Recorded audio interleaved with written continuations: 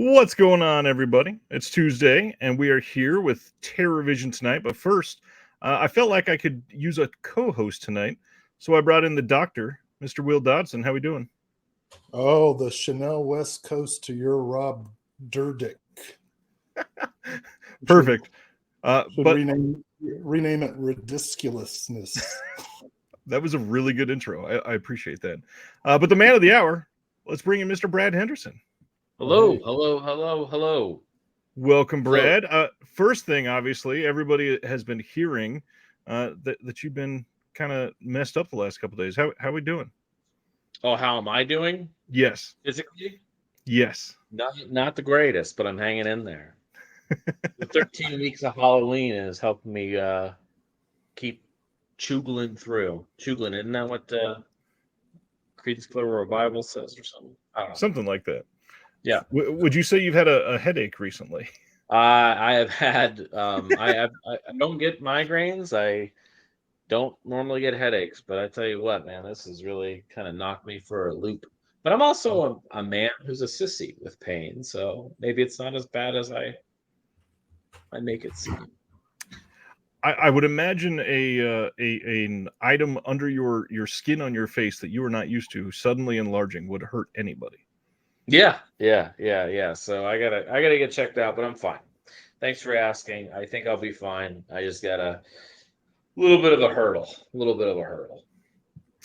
Well, you toughed out last night, and now we're here with all kinds of people watching. Tony from the Imprint Films cast is watching all the way from Australia. People excited to see you, and no doubt why. I mean, we got a ton of announcements last night. First off, how do you feel like everything went last night? I don't know. It's always weird because it's a part of it is that you work so hard for so long and you kind of. I mean, we've been building this up. This was the plan for a long time was to announce a collection of titles that we were very proud of, but also kind of showed our range in the sense. And yeah, that was kind of the idea behind it was to kind of launch and really show that TerraVision's footprint and really show that we're here. But we also did a lot of building up. We had talked a lot of shit about I talked a lot of shit personally because I didn't when I left OCN Vinegar Syndrome. There was a part of me that was happy because I was able to do a lot of things that I wanted to do that I normally maybe couldn't have done on the VS label. And my taste is ranging from, I mean, everything. I mean, the lineup for TerraVision is going to be an inside look of my, brain and like how Right. it works and what I like. Ryan too, of course, because it's all collaborative. But it really feels like something's mine. It doesn't feel like I'm just kind of a part of something that's a Right. lot bigger piece, smaller part. And like I left like little footprints, through the time that I was at VS. The same thing at Wild Eye. And when my point is when stepped down, I felt like I had a lot to prove in the sense of, what I needed to do and wanted to do. And luckily, I found a partner that shares the exact same interests and passions that I do. And that's why Ryan and I work so well. And that's also probably why we were so fast to do what we were wanting to do because we were both motivated in the same capacity, you Right. know. Both with a little something to prove in the sense of going off on our own because we left the top dog in the company as a partner label. I split from the label. Those were two big moves for us and we needed to show that there was a reason behind it, and there you go. So Last night was incredibly fun. I think we had at one point almost 400 people. There was around like 385, something like that, live at the same time watching. And yeah, I thought I was just happy if I still told, I think Ryan, I think I said this on the show too, if like we even got to 100, I would have been, super thankful for. Man, it was crazy when we first launched the amount of people that signed up for the subscription. We were like, oh, maybe we'll get like 100 people. And it was like way past. It was like, man, like that's crazy. And then like when we first announced the 50 title thing, and that was just kind of an experiment. The reason why it launched so early was because we didn't want to like do it at the same time as like this drop, right? We Right. need to like take baby steps because we wanted to move really, really fast, but we also had to kind of pace ourselves. And there's so many things. Is getting titles together, getting a release schedule because it's not like you typically like pick something up. You acquire something and you put it out in a month. Right. It's several years sometimes from the very, very beginning. And yeah, we wanted to, like I said, take those small baby steps, but also make a big impact. So that's why we dropped the 50 for 1,000. Because it's just like, okay, we'll eventually get in this direction, but we need to implement this tier stuff now. Right. And the people that signed up for that, I was like, what is going on? Like, okay, you trust us. Now it's worse. You know? It's not like you sign up after you know the titles, because those people are gonna know what they're getting, but there were so many people that are just like, yeah, fuck it, and jumped into the fire. And I was like, man, that's like really cool that you trust us. Because that's the whole point of the curation and the label, right? We're not releasing stuff that's just free or comes about. I said that on the show too. If we did that, man, one, we would have hundreds of titles in our library, and 80% of them would be not something that we wouldn't like talk about. Like Yeah. anything that we release is something that we personally love in one way or the other, or it's something that we just enjoyed and we're like, yeah, this would be cool. That's kind of how it was for Malin, you know. The guys at Welcome Villain, they reached out to me and they were like, hey, we like what you've always done in home video. Like, have you? I was like, yeah. It's like, I like his approach to kind of horror and everything. And I wasn't huge on The Last Shift, but I think Malin kind of made up for everything that lacked in The Last Shift for me, because Right. it was more nightmarish. And that's what I wanted from The Last Shift. I felt there was a little too much drama. This one has the drama in the right spaces, and it's also very, horror and nightmare fueled. And yeah, they came to us, and I was like, man, that's like crazy. We're like nobody, you know. Um, and it meant a lot to us because we were like, we dig the movie, absolutely. Thank you for taking a chance. I hope it doesn't fail. This is like a brand new fucking movie, which we've done brand new movie. This is like Malum was like a new movie. Right. And we very much, at TerraVision want to get. I mean, we're already kind of doing that with like stuff for Welcome to Hell and Cube, and we have some other contemporary films that are just now coming out, films that we've put on our lineup. And it's important to me because I come from a festival background. Exactly. I curated film festivals. I was on committees. I did programming. That was my thing. So it's all curation. You want to show somebody, the thing. I mean, I do this every quarter. If you follow me online, I do a thing called the marathon, and I have a ton of friends that come, and it's between 7 to 9 films that I programmed in order, and it's just like that's what I love. I like to live vicariously. I've said this on every show I've been through. You can't watch a movie for the first time again. And it sucks that you're not able to do that, But if you have somebody that hasn't seen the movie, you can kind of live through them. That's the best part about watching movies like with your kids and stuff. Because it's like when you watched the first time, watching all the movies that I loved growing up. I'll try not to cry because it's about my daughter. But it was fun watching movies with her. I love that shit. Can't talk about it. I'm gonna cry. But yeah, go ahead. I'm glad. I'm experiencing a lot of that right now. I mean, I've got an 8-year-old and about to be 7-year-old. We just watched Jaws for the first time on the 4th of July together, and seeing my 8-year-old attach the TV for that, knowing that he would appreciate what I appreciated, it's amazing. Yeah, and that's one of the only ways, especially when there's innocence involved, not so much like a buddy and you're watching a movie with a couple beers, but watching a movie with an innocent person like that. That's how I experienced it, because it was something I probably wasn't allowed to watch, or maybe should have watched. So yeah, but yeah, it's a wild ride. So, anyways, sorry I ramble. The whole point of doing the curation is that's what I love to do. So every film that's handpicked from TerraVision is something that we truly believe in, and we could have a podcast on each movie. Like Right. nothing just picked out of a hat.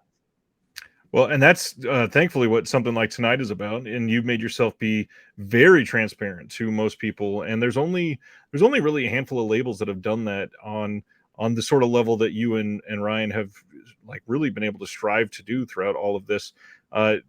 Radiance from last year is a big deal. That Fran, through the building process, he was always open about the struggles he was having, and you and Ryan are completely open. I mean, the picture you shared a couple months ago of you and Ryan in the van with the 512 packages stuffed behind you. Yeah. I don't think people understand how much you guys actually work hands-on on a lot of this. Yeah. It was funny because I was in Savannah during that time. Obviously I go to Savannah a lot, to hang out with Ryan, because he's not just, a coworker, he's a good friend of mine. So we went up there, and there was a chance to pack some stuff, and I was like, yeah, I love that. That's what I did at VS for a long time. And it was funny. I remember being asked one time, it's like, you do special features and acquisitions. What are you doing in the warehouse? And I'm like, why am I not? Like, I'm just here. Like, it's nothing more gratifying than putting a movie that you recommended, acquired, produced, the special features, help get the disc out, and putting it in a box for somebody that bought because they liked what you did, or they want to experience something that you worked on. I think that's incredibly gratifying. I love to know what moves and what doesn't, and it's not even from a money perspective. It's like, what do people need to be turned on to more? Why didn't they take a chance on that? Right. And that's the whole thing, is that, your favorite movie hasn't been seen yet by yourself. That's the way I always look at it. And it is about kind of broadening you can use the thing, we don't have that much time to watch a movie. I only get to watch one movie a week. But do you just want to watch the same thing over and over? Like, experiencing something new and discovering something by yourself, without like a ton of research, is one of the most gratifying like experiences for me. I'm not saying for everybody, but I mean, I try to watch a new movie, like one new movie a day, Jeez. and I pick always like super weird shit. I have no idea what it is. I don't watch trailers. I don't read, there's like random like things that you could do like on Letterboxd. And like you can just hit random and it'll pick like a random movie. And I do that, and I research it and try to find it, and then get it and watch it. And that's without like reading or, doing any research. It's just like, I just want to be exposed. That's why I love going to film festivals. Yeah. And that's what Janet Pearson, she retired, but Janet Pearson is a wonderful programmer. She's a wonderful person. And she's just so open to anything. You could show Janet anything, for the most ridiculous, like offensive movie ever. And you can show her something that's shot on video, or you could show her like a big grand, blockbuster, and she'll just always be there to enjoy it. But she always said something that's resonated with me and stuck with me, is that she said, go in, and the movie that you don't watch a trailer, you don't read about, that's going to be your favorite movie of the festival. And shit, man, she's always right. I'd always go to film festivals and be like, yeah, I want to see this, because you just know things, directors, actors, talk about online, other festivals, press, trailers, whatever it may be. But sometimes you just go into a movie blind, because I don't have anything to do and I don't know anything about this movie, and all my friends are in other things. I'm going to sit down and watch this. And yeah, that's it's amazing to watch something like that. So. It's funny. The first question I was going to ask you was kind of about the philosophy of TerraVision, and you've just given about a 12-minute answer to it. Which is Yeah, sorry, I tend to do that. Yeah. No, it's perfect because I like that phrase that you used, leaving footsteps in the snow, and this idea of curating based on your individual personalities and tastes and passions. And it reminds me a lot of, like indie music labels in the 80s and 90s and college radio, which is where I got kind of my start in getting obsessed with music and film. And I think there's a lot of that spirit in some of the better boutique labels today. That newness of trying something new, discovering something new in the stacks that you've never heard of, Yeah. that you've never read about. And when I saw the announcements last night, having seen the first few months of TerrorVision, and as the titles came trickling out, there was kind of one idea of what TerrorVision might be, and then all of a sudden it was like, oh no, it's going to be way more eclectic and risky and unpredictable than I might have thought 5 or 6 months ago. So this is, I'm very grateful to be part of this conversation, because this is such a huge announcement with so many titles that we can maybe go through and pick out a couple from.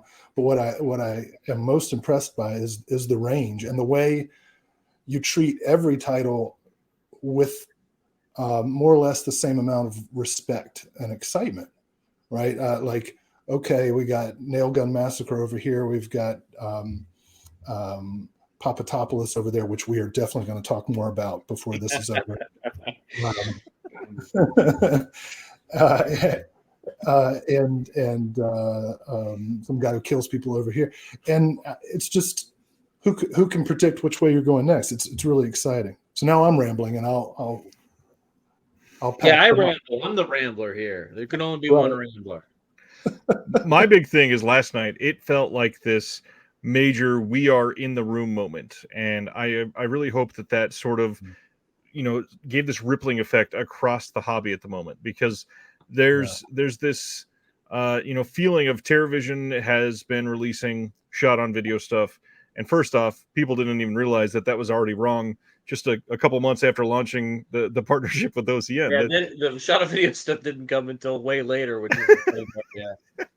And somehow that has been stuck with TerrorVision, and now the big thing is going to be TerrorVision had this branding for literally the last decade, and now it's not just horror centric. There's going to be a lot of other stuff coming in, and you can feel that. Like last night was an electric moment. So I really hope people are able to come to a community like that and really just feel that special moment, because it's not something that happens ever. I mean, I personally can't think of any other label that's come on a live stream and announced, like, I think there was almost 30 releases if you count cassettes and VHS and all that stuff from last night. That was a wild stream last night.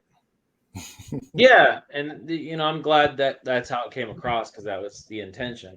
Was it was to try to show everything up. It was trying to get on the map. It was trying to be with the big guys. That's honestly what it is. We're not trying to flex or like show our shit, flash our shit like something, but the point is that we wanted to make a statement that we are here, and it was just, we were pumped that because it was like one of those things that like we would acquire stuff and it's like, oh shit, let's move that to that announcement. Let's move that to that announcement. And, a lot of things are contractual reasons. Other things are, there's a variety of reasons. I mean, the same thing is like, Welcome to Hell and Q, like those two movies.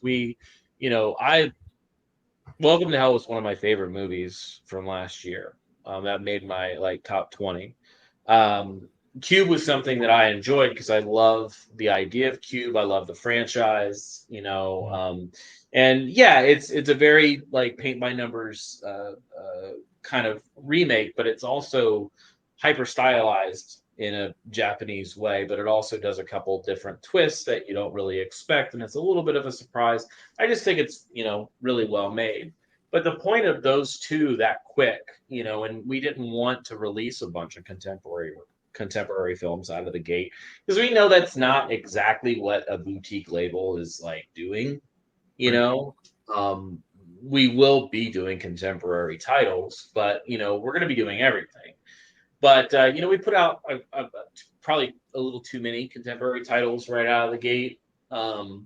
But that was, with that stuff, that's just our partnership with Screenbox, and that wasn't a contractual thing. We just wanted to show Screenbox we were able to do something cool in a very short amount of time. Welcome to Hell, I think we picked up in January and we had it out in March or April. And that's not even dumping the disc. There's there's a short film, there's a music video, there's I believe a whole piece with 6 interview subjects and a commentary with me and Jimena. It's a pretty stacked disc for a brand new movie. I mean, Yeah. didn't Evil Dead Rise come out and there's not even a commentary on the disc? Correct. In the So, States, at least. Yeah, and that was just to show. Now Cube wasn't something out of laziness. It was just that no one could get a hold of anybody, and the ones that we did wanted thousands of dollars for interviews, Right. which is ridiculous. And we still didn't do a bare bones release. We went to Natalie, who had nothing to do really with the project, and just say, "Hey, you want to talk about Cube and its legacy?" And he was like, "Yeah, sure," And that way we were able to put that on the disc. We maybe could have done something a little bit different or added something, but we felt that was kind of enough for that release. And Welcome to Hell got a good treatment. And so those movies just aren't dumped because we acquired a Screenbox. We actually, took our time. And that's honestly one of the other things that we're doing behind the scenes. We have these other Screenbox titles, just like When the Screaming Starts, that has, quite a few interviews on it. And everything like that. And we have some other ones that we've acquired that we're still working on extras. I mean, we could have put them out months ago. But, that's what a streaming company does. Not bad because it's obviously what they're supposed to do.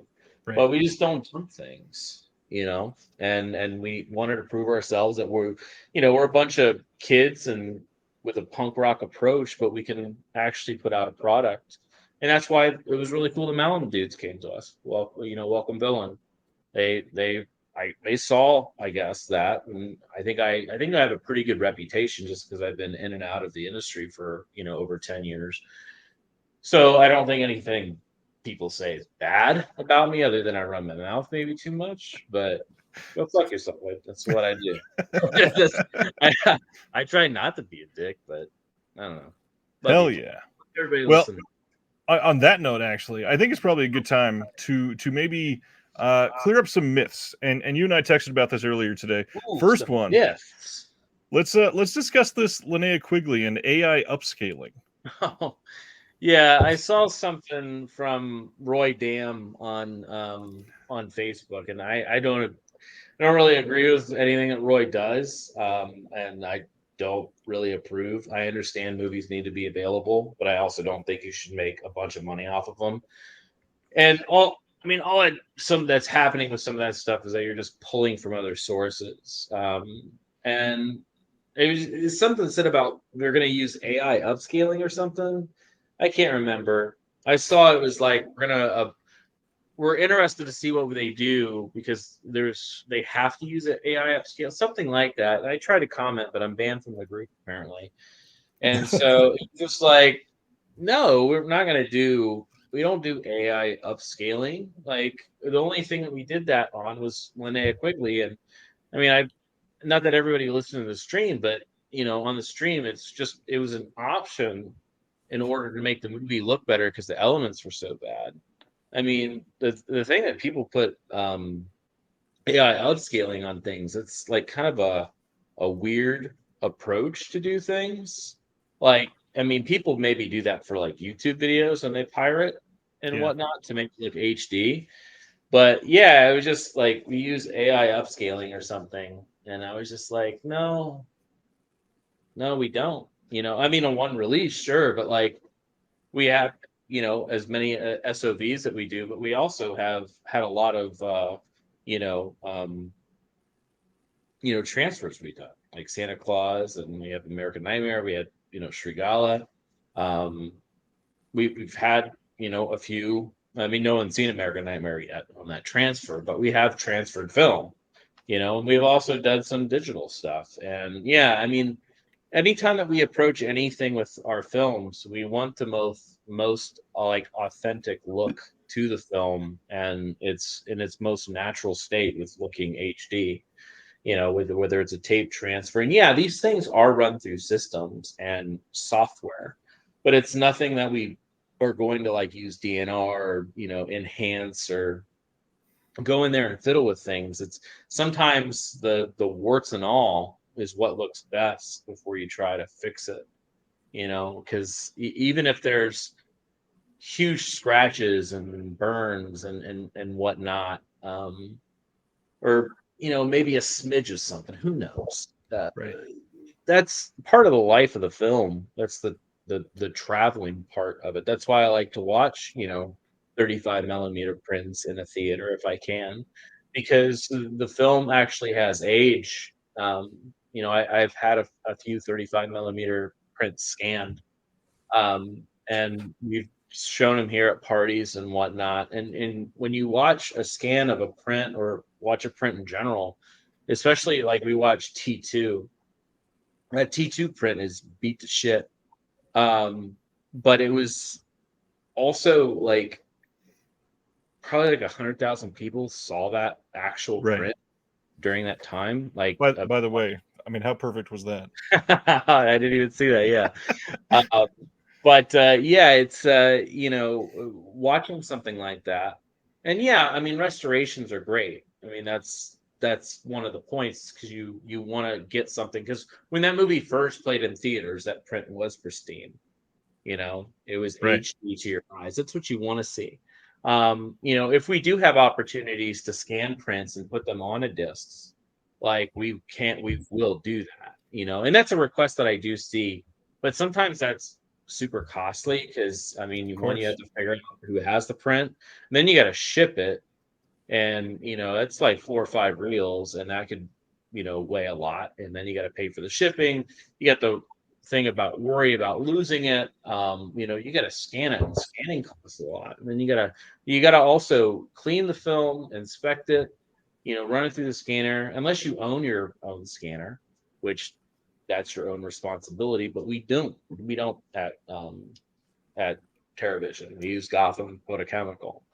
Well, this is perfect timing to answer this. Somebody just asked, Brad, are you doing transfers and cleanup out of house, or does TerraVision have that capability? Yeah, we do. We oversee everything, but yeah, Gotham Photochemical has done our scanning on some of our stuff. Like Santa Claus was done by Razzo over at camp. He does all of that. He has his own scanner. He does his own restorations. So he did that himself. Jack Perez oversaw everything with some guy who kills people. It's not shot on film, but he still supervised that that HD piece, because that's still, all that stuff has to be converted. And it's just like the same thing with like video violence and everything. All those are transferred for the master tapes over at Camp Motion Pictures. So it just depends. There has to be like the Srigala, and we recently announced Escape from Hellhole, and Devil's Sword. All that stuff is done over at in the Jakarta Institute over at in Indonesia. They do all their scans and restorations with the support of their government funding and Right. whatnot. So this is a long drawn out answer about the AI upscaling, but we don't want to alter anything like that. We don't want to give a fake look to something, and just assuming that we do that, it's the thing is it's still that people don't realize how things work online sometimes, is that when someone says something that's not true, other people see it, and then they post the screen cap of it, and then they tell 2 friends, and they tell 2 friends. It's always that Wayne's World piece that I always laugh about. But that's what happens, and then before you know it, you're working at a label, and it's like, we're doing what now? Right. Like, where did this come from? I saw it quite a few times at Vinegar Syndrome. Is that one person says something, and then it just spreads. And it's like that's not true. So even saying something that you may not know about, or you're taking a guess, or I don't know, it was a guess. People still take what you say literally. I'll never forget. I talked to Jesse about this at Diabolic. I took a screenshot of a 35 millimeter print scan of City Living Dead I have, and I posted it on Twitter. And then someone said online, and people started commenting that I did the scan for Culture Calls. And I was looking, and Jesse didn't catch it. I was online. I was like, I'm doing what? Like, what the fuck? And just because I took a picture of me watching something, 3 or 4 people, and I caught it quick, but 3 or 4 people were like, oh, that's awesome. I can't believe Brad did the scan. And it's like, I don't own a scanner. Like, what the fuck are you talking about? Jesse's fine. He knows exactly what he's doing. And it was just like little things like that. So that's another reason why we're very vocal. And, we're not going to beat around the bush and say, shut up. Don't say that. That's wrong. Blah, blah, blah, whatever. Is to nip it, because I've seen so many things just get out of hand. I've done it a few times today. It's like people will just start rambling, and it's like, you don't even know what's happening. Yeah. We haven't even announced it. You don't even have the disc in your hand, and you're already complaining. God forbid, do not buy it, because you have these preconceived notions already that it's bad, and then you're going to shit on it, and then your 2 friends are going to see it. It's like what the fuck. But yeah, but we want to be upfront because we want to be honest. That's part of our transparency, is that we're trying to tell people what we're doing. We're trying to be honest up front. If we don't know what we're doing, we will say it. If we don't know yet, we probably won't say anything. If we suspect something, we'll probably tell you we suspect something. It's the same thing at Gator Bait. When we have the 22 reels coming in, we really don't know what's on them yet. We have to fucking scan them. And yeah, once we get them scanned, it'll be quick to figure out, because we could conform them. We'll figure out the differences, blah, blah, blah. And they'll go through, restoration, whatnot. We put on disc. It's simple. It's the extras that take so goddamn long. But yeah, we just don't know yet. But when we do, by God, we're going to tell you, because one, we don't want people to think that because already people are going to be pissed. I could already tell you. I'll say this. What's today? August 2nd? First. Oh, that's right. TerraVision Tuesday. August 1st at 9:35 p.m. 2023. So many people are going to complain about Rocktober Blood because no one is telling people on these posts, when you go for news, that we're doing it from the tape transfers. In people's minds already, we're doing 4K UHD. Right. And it's going to be, and then this is why we're afraid to announce things, because we announce them so far in advance, which is still like 3 months or whatever. Word just goes like this, and it's like, please just stop. You hurt companies, really, because then you have all these expectations, and then everything falls back. That's why we're trying to be like so fucking clear right out of the gate. Right. Is we're letting you know we don't know. The City Light stuff will be tape transfers. If you don't want a tape transfer, that looks really good, by the way. Just don't fucking buy it. Because don't complain, because we're being honest. And it's things that they're not. It's not that it's cheaper. Everything costs the same amount. Like our tape transfers, getting those tapes and we're not putting up like a VCR to like a fucking computer and hitting play. We're professionally doing these in huge ass fucking expensive tape decks with new tech that is able to do AI upscale. I'm just kidding. It's a sort of upscale. But it puts it into perspective, because when you watch these movies, you're typically watching them on a tube television. They probably look fucking great. Right. Putting that on a fucking LCD screen is not going to look good, and that's what we have to do.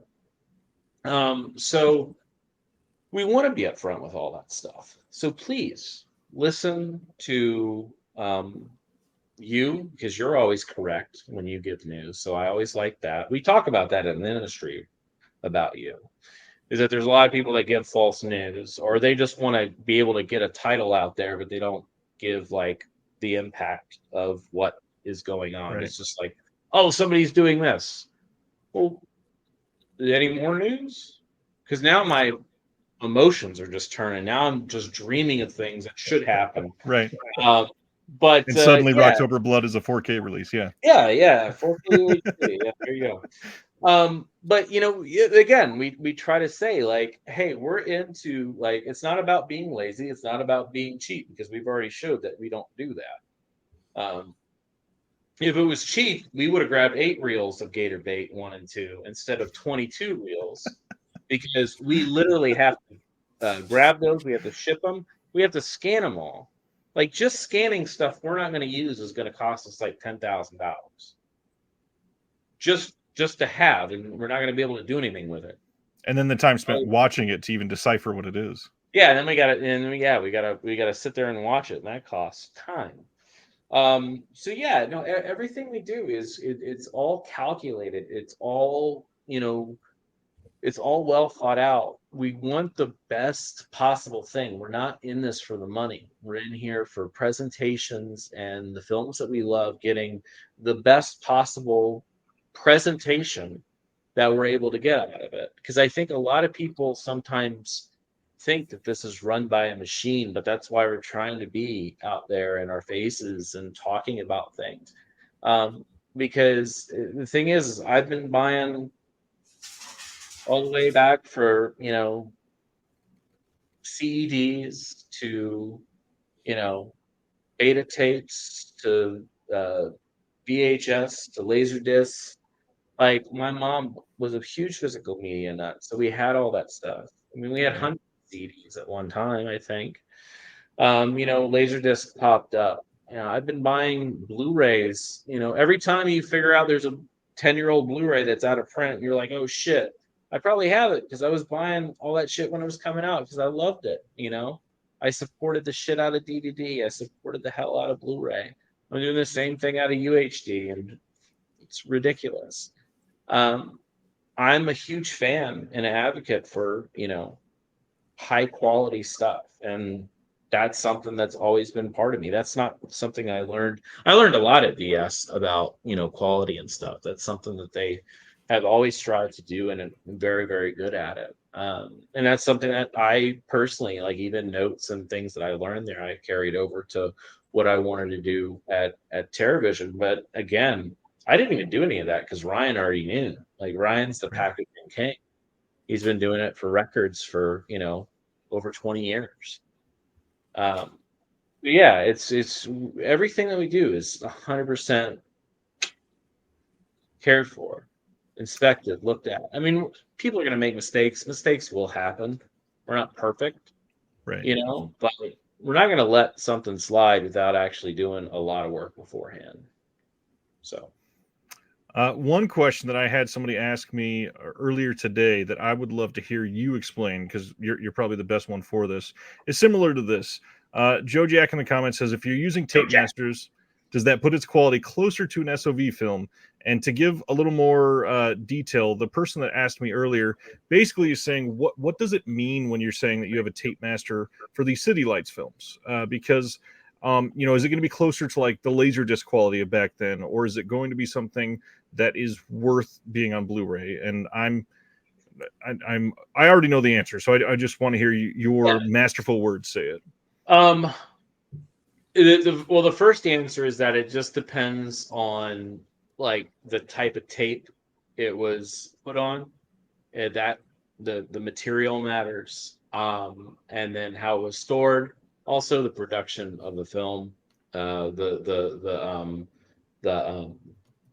brand of the film, the stock that they actually used matters, because there was bad film stock made around that time, cheap, whatever. Yeah. But when we say tape masters, what that entails is that it is the master that was created in order to carry over. So, and carry over to home video is what I mean by that. So, a lot of films, they're shot on film, the negative's cut, it is stored, it has the original camera negative, the inner positive, the inner negative.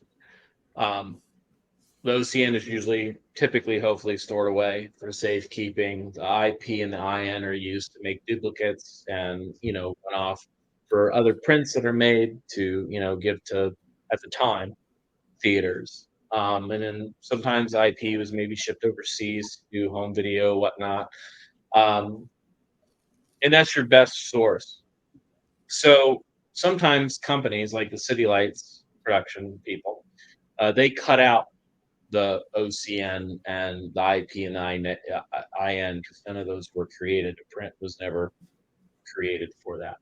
They literally they conformed the film basically onto tape, and then they edited it on a master tape.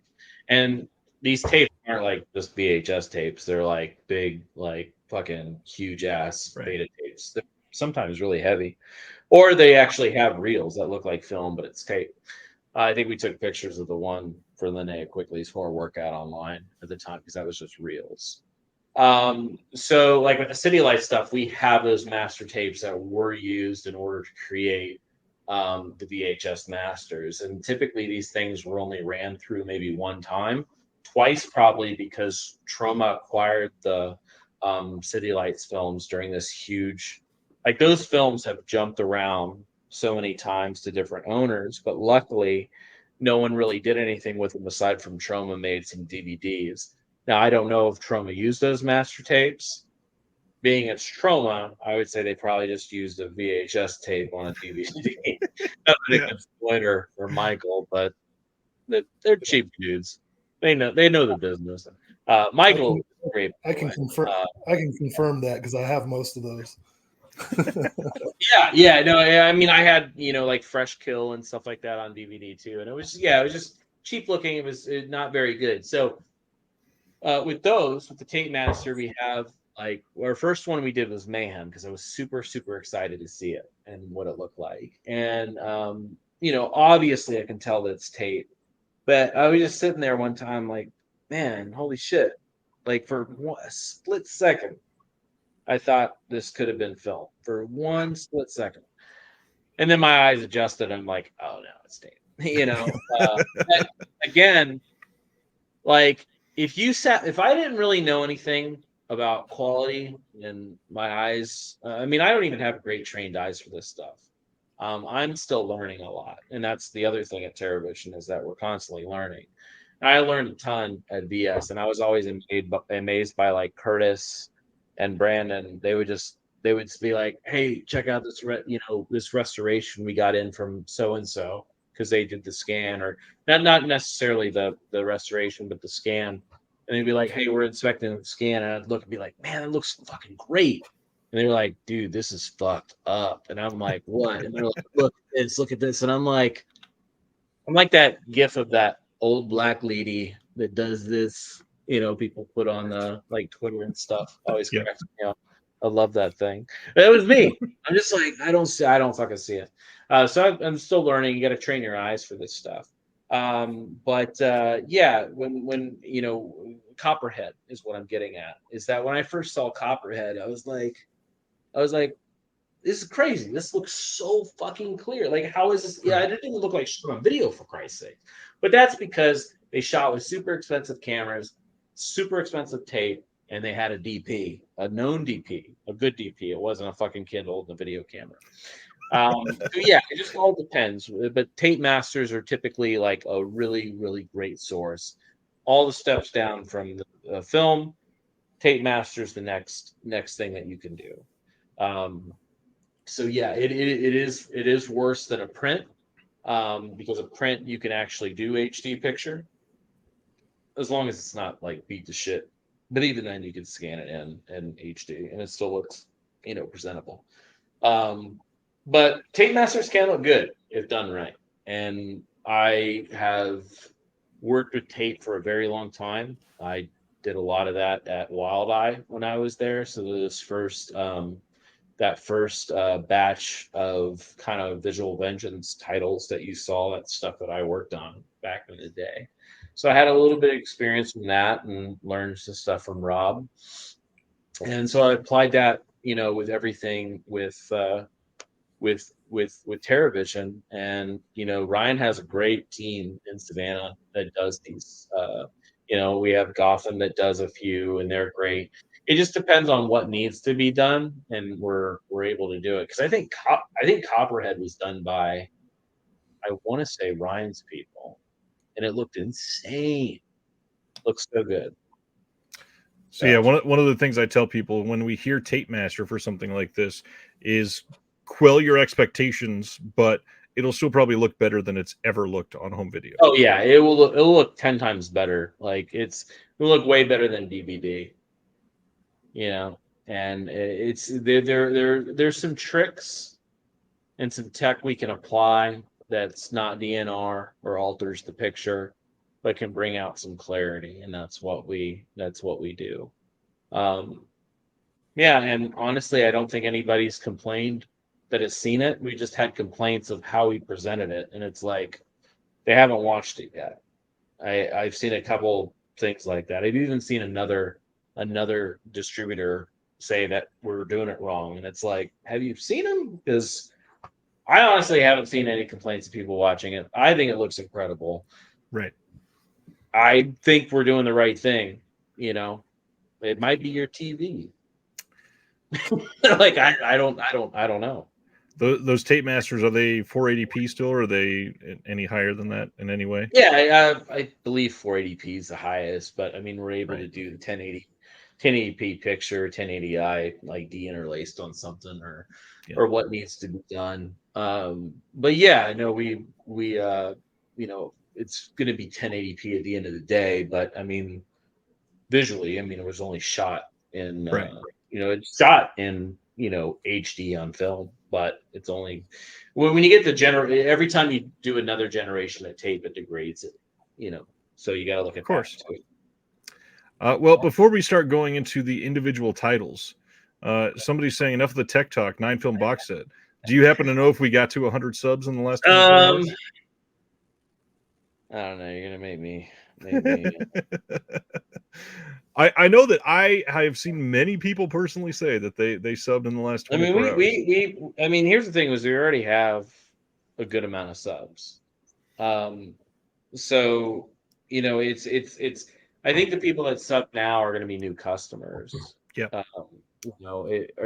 Some, of course, maybe on the fence. I know that the subs did increase a lot during the live stream. And I want to say a lot. A lot to small companies, 50. Right. So yeah, we saw a good amount, but I'm going to text Ryan and we can keep talking and maybe it happened. Sweet. Well, let's get into our first title. We kind of mentioned it earlier. Let's bring up Malum and discuss boutique 4Ks. How there might be What? Go ahead. What? The fake 4K that you and I were talking about last week in the Discord. This is something that some other companies have done and have leaned on, and I just love to hear your thoughts and why TerraVision is not going to be labeled as the same thing. UHD is something that I love, but it's something that I had to learn as well. Right. And in working at VS, that was kind of a launch, that I first saw, like how everything went. I feel like a light just went out, but I'm already in the dark. Sorry, that with my eyes and my headache, it actually. I get it. Yeah. I'm sitting in the dark. Did I just text you that? You did. I got to change the first name. Hey, at least I'm being honest. Yeah. See the transparency. I accidentally texted you something. I could have said, "Man, this fucking show." So UHD was something that I got to really see from like the ground up because it was unique at the time when I was at VS and they were doing Taming the T-Rex, because when it was first announced, it was just a Blu-ray. And then the chance to do UHD, and it was also really funny to do it on that title. I thought that was all BS making that decision. I would just champion acquiring the movie because I was very, very into it, and I knew what we had, and I just was hoping that everybody would agree with me. And yeah, it had the opportunity to do UHD, and I was like, oh shit, that's gonna be like really fucking cool to do it with something like that. And there was a chance, or yeah, there was a moment where it screened at Fantastic Fest, and then people could do the pre-order, and then the UHD was announced like months later or whatever, and it was a chance for people to upgrade, and they got like an email, and I forget what percentage it was, but it was really high in 2019. Yeah. It was a high percentage. I was like, holy shit, UHD is like that big already. Like I remember fighting, like talking about Blu-ray for it felt like 10 years before people actually caught on. Yeah. So yeah, watching each title and then also like figuring out, what's the best presentation? Can it actually, benefit from it to also, is it worth it or is it possible? So the thing is with the with UHD is that whether it's a scan or not, not so much. I'm sorry, if it's digital, it's obviously a little bit easier, but that's a different story. But with film, everything has to line up perfectly in order to do UHD. You have to be able. I mean, and that goes to the senses that the elements can be beat up a little bit, but if it's possible to pull that image, then and also work on it. I mean, something can be scanned in 4K, but then also having UHD, HDR applied is something completely different. But yeah, with Malum, it was actually this one was a lot easier because the filmmakers were already working. Nice. And I was just like, hey, like this is great, it's UHD, but we've done the HDR on it? And they were like, yeah, we've been working with Anthony on it, and it's completed. I was like, man, that's wonderful. Because the thing is, we've done a couple titles already, like Cube and Welcome to Hell, that were only mastered in 2K, and Right. they never actually had the chance, and they never thought about it when they were making the movie, and like not filming, but when they're like getting the film ready to go and put out there and start doing film festivals. They never thought about mastering in that. So like Cube and Welcome to Hell wasn't possible because they were like, oh yeah, we can't go back. Like when the streaming starts, originally I had a 2K master of that, and I was working with the director on extras, Connor, and everything. And we talked about doing the 5.1 on the film, and that became a thing. And I said to him, I said, do you have like a 4K version of this? And he said, yeah, the house does. And I said, okay, well that will be better than the 2K. And then I said, hey, are these like more raw files? Like, are we able to actually go back? And they're like, oh yeah, we still have this like on a drive. Like we can actually go back. And so overseas in the UK, Connor went to the lab that he originally used like 2 years ago, to get the film all straight. And they went back and did an HD color pass on it, and he supervised it. They had the tools, they had the knowledge, they had the license and all of that, and they went ahead and they did it themselves. And he got to supervise the whole thing, and I was like, that's fucking rad as shit. Because HDR, it's like a dial, right? You can turn down those colors, you can turn them up. And depending on your artistic approach and having a director with you, maybe it is supposed to be brighter. Maybe that was his intention. You don't want to, I'm not into altering a picture, like changing something, but if it has to be darker, like if I ever worked with the fucking Alien versus Predator directors and I had a chance to do that, I'd say, can we turn on some fucking lights? Be fucking black. Like I can't see anything. And I know that was their intention, to actually Right. see movies or see the aliens and see the battles and see the predators, but you don't get to see that. You're looking at a fucking black screen.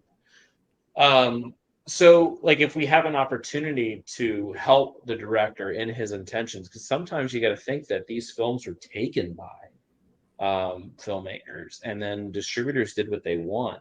So you may be seeing like what you know to be it, but maybe that's not the director's intention. Right. This is why directors abandon movies. I mean, that whole thing with Don Coscarelli and Beastmaster, I had no idea Don didn't like the movie. He's like, no. I was like, what do you mean it's Beastmaster? Like, this is like a really popular movie other than Phantasm. I'm like, what the fuck? And it was like, you don't like why? And then you figure out like the movie was taken from him. It was cut differently. And so sometimes, we have a movie coming out. I can't announce it yet because there's something really, really special we're doing with it. But it comes out in October, and I contacted the director and I asked him. I said, "Hey, we're interested in this movie. I love it."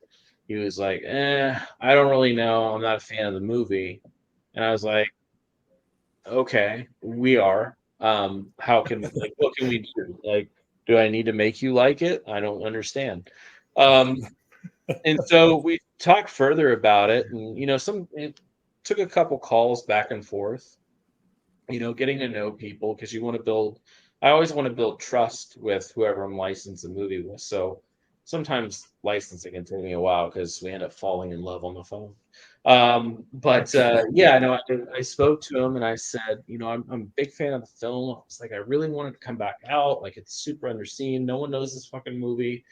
And we started talking. I was like, hey man, the score is like really, really good.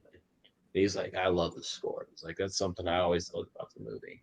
And I said, yeah. And I was like, it really works in these scenes. He's like, oh yeah, that scene is one of my favorite. And then you kind of like lean into it, and it's just like, it's just Brandon Slade. So we were talking about that. I said, I love the way this looks. And then he finally said, he was like, the movie was never presented the way I wanted it to be. And I said, "Oh shit!" I was like, "Because it's only been on VHS." It's Clue. Clue. So he said, they basically, we shot in scope, but they cropped the picture. He's like 25% of the picture's missing. And I said, "Oh shit!" I was like, "That's fucking terrible." And then I'm thinking back, and I'm like, "Oh my god, he's fucking right." Like, why the film does look like that? Right. And he said, "I just don't want it to look like that." And I was like, "We're not. We're gonna do what you want. Like, how do you want the movie to look?" And he got really into it. And we're still working on some stuff, but he's turned around. Like, he's super excited. Nice. I told him about the thing that we're gonna do, and he was like, "Holy shit!" He's like, "That's crazy." And I was like, "Yeah." I was like, this film deserves it. It's gonna blow everybody away because everybody's gonna be like, "What the fuck is this movie?"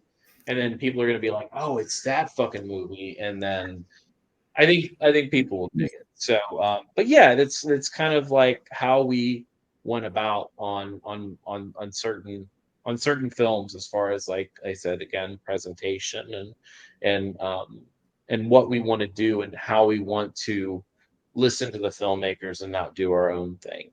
Right. And that's the whole filmmaker friendly portion of TerraVision. So that's why it's important for new filmmakers to be able to come to us and trust us, and also be like, oh, these guys, like, they're small but they're honest, but we're also going to have people that care about the film. Because what always happens, and I mentioned this to I play around, joke around with filmmakers sometimes. I'm like, hey, you own your movie back yet? And they're like, no, I fucking licensed it for like 20 years. And I'm like, oh, cool. Maybe I'll go to the distributor and ask, and I'll have a chance to go to the distributor, and they'll say, what movie? Yeah, I think we have that. They didn't care. All they did was they nabbed the movie for maybe a good amount of money, and then they just put it on Just sit VOD on and it. yeah, or they sat on. They're just like, oh, it's out. No one saw your fucking movie. You maybe Right. made 20 grand, but how are you going to make your next film? Because Right. no one saw your last one. It has like 10 ratings on IMDb. And so that's the other part, is that we champion each thing we do. Nothing's getting dumped on the label. We're always going to promote it, and we're going to get people to see it. And that's the most important part. Is I would rather make a little bit of money and 10,000 people see my movie rather than make $1 million and no one see my movie. Yep. But that's my personal thing. So I'm sorry, Will, I'm talking way too much. No, I was just thinking I'd probably take the $1 million from a first movie. And sure that you could make some other And then small ones. Yeah. No, it's funny. Not a bad idea. Maybe $1 million was $1 million is pretty high. That's like Magnolia Magnet dollars. We're talking like Gratis Ventures was probably like 20 grand or something like that. Yeah. No, I was gonna say the name of a movie as a joke, but then I worried that I might accidentally guess it, because that's happened to me a couple times recently. So I actually held back. It's good that you kept going.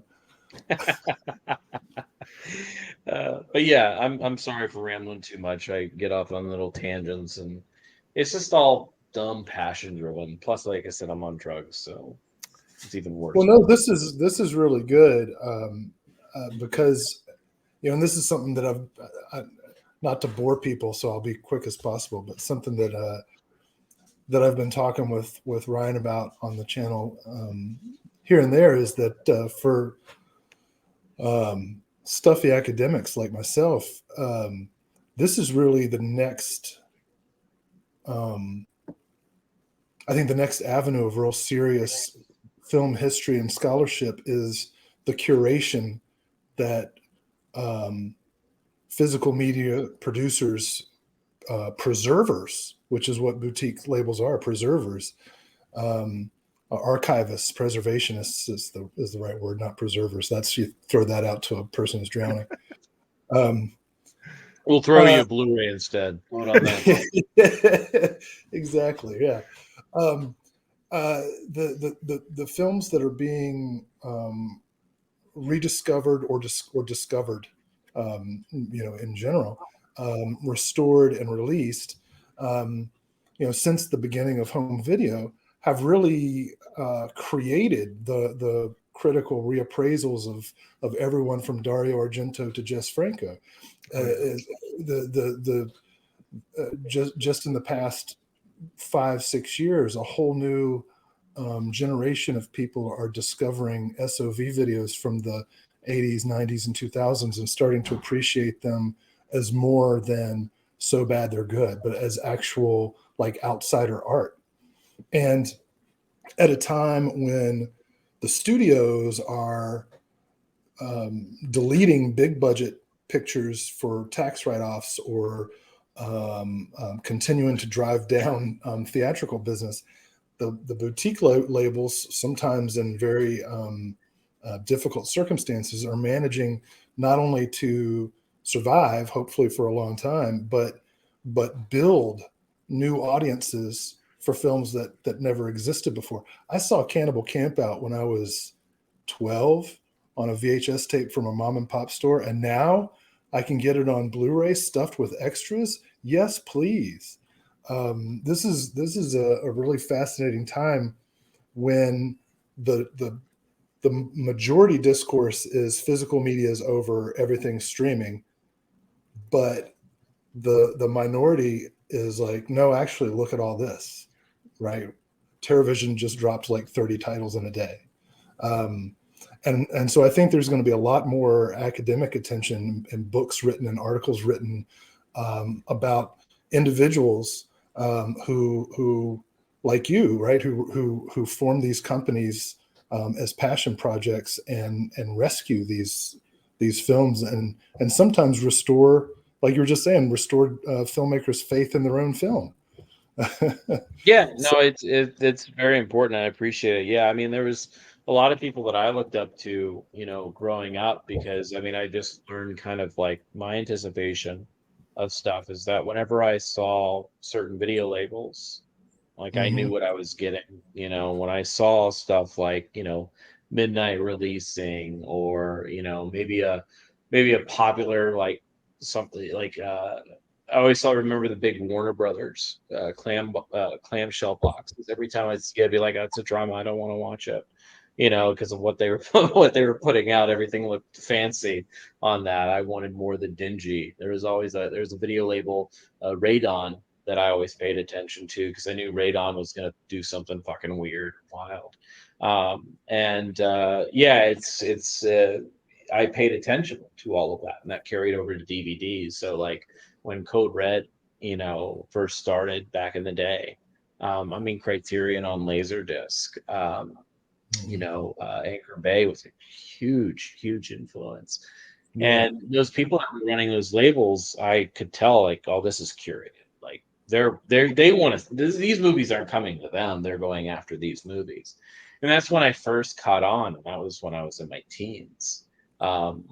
Even well, maybe before that with a video label. The video label is different because they're obviously a lot of picking up newer films rather than curating with old films. Um, but yeah, I got to see those DVDs, and I always admired. Like I knew when a label was putting something out.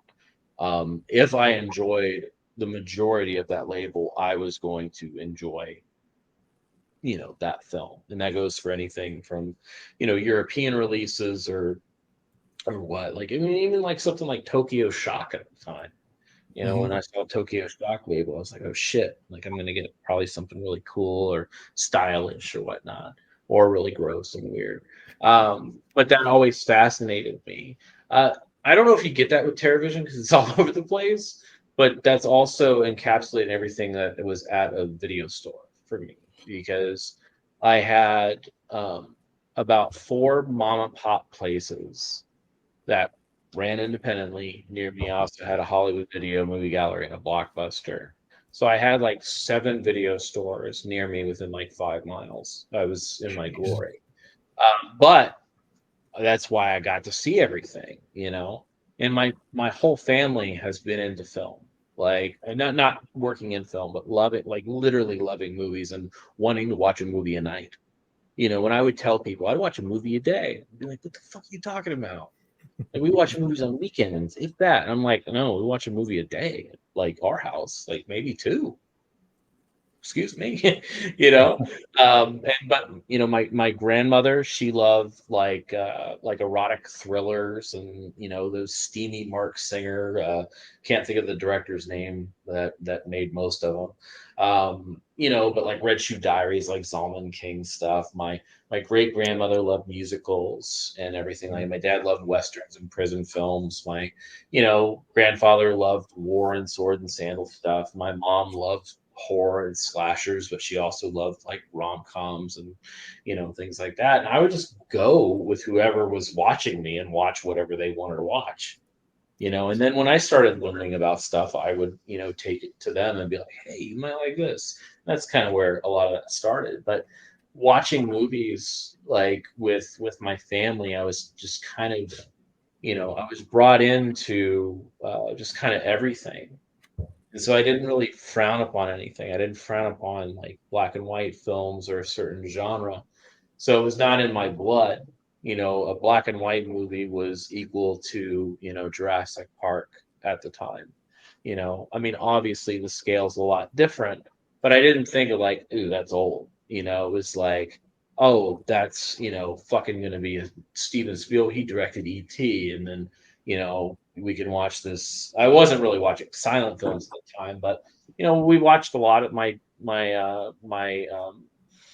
grandmother. She had like this. It was like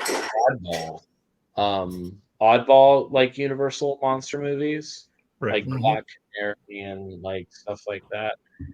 And she had like a few of these tapes, and we would watch them, and I was just kind of enamored by like the set design and how it looked like a sound studio. And these movies like Jurassic Park, they were literally shooting on an island. I was like, holy shit. Like this is such a different scale. But I liked that about films because I got to see the world that they were in, and I was put in that world, and so yeah, it was just a wonderful kind of experience. So Okay, quick question here, and I want to get back to your grandmother's love of erotic thrillers, but before we do, a lot of erotic thrillers. It was a lot. I never had an awkward moment, but yeah, thinking back, I was like, man, remember just like laying how my grandmother's living room was. I was just like laying on the couch and she was up there, and I'm just like, should I be like watching like Shannon Tweed like fuck this dude like right now? Because I really like it, but like I'm watching yes, with you my should. grandma. Body Chemistry 4, Restore the Wynorski Verse, but we'll get to that later. Um, you mentioned silent film, and one of the titles that surprised me that I really wanted to ask you about was the 1911 silent film Inferno, Yeah. and how that came to be part of the slate, and what I'm a huge fan of silent film. I hope there are several other fans of silent film out there tonight, because I want to make sure that disc gets some attention, because I want to No, see no, more. no. Me too. I mean, I think silent films are kind of like severely overlooked just because they're silent. I get it, Mhm, but sometimes great soundtrack is applied. mhm. That's like a lot, it amplifies the movie quite a bit. My love for silent films, and I talked about this a little bit on the show last night, is Méliès with Yeah. with seeing his films and his impact that cross over to every filmmaker. It all connects the dots back to Méliès and how ambitious he was. And I think I made the statement of like the first suicide, the first murder, the first like probably dog death. Even the first blackface, I think, is a Méliès film, and it's crazy that he was he was so tuned in and he did all these different things, um, and they were creative. Not the blackface thing, but everything else he did. And it was just I was always fascinated. And another big part of me is I like to sit down and like sometimes maybe put on headphones. Headphones are the best, but put on a silent film on the television and like blare like doom metal and watch this stuff. I just like it gets me really, really into it. Like crossing like doom metal and black metal with like Méliès stuff, it becomes scary. And I love that shit. So it all started with trying. I was working on a Méliès project, and through that, an opportunity came up to, and this is maybe I can clear some stuff up because I saw someone say Brad went off on a guy today on the Blu-ray forum about getting all worked up about the Inferno movie. Yeah, because like we haven't announced everything that we're doing with Inferno, so it was another one of those things that kind of like a reverse like Rocktober Blood being for no one's saying 4K UHD on Rocktober Blood, but I know what people are gonna think when that hits the mainstream. They'll be like, I was duped again. And you're not being duped. It's we're taking good care of it. It's not going to be UHD, but yeah. So it's just kind of this expectation things, and kind of like how I said one thing, and then I saw like people screen capping and was like, uh-oh, TerraVision. I'm like, we haven't announced everything we're doing with the movie yet. Like the plans are like, to me, Inferno is one of the titles that I was most excited about. One, because I love silent film. Two, I was able to get really, really creative with it.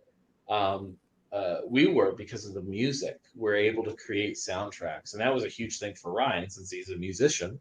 If no one knows, Ryan, it was like in 18 different bands that you probably know, by the way, if you listen to indie music. And like the ability to do that was really cool.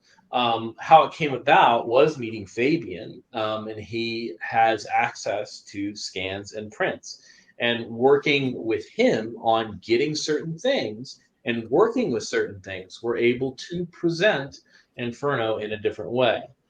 We are Yeah. still working through all the kinks and everything like that.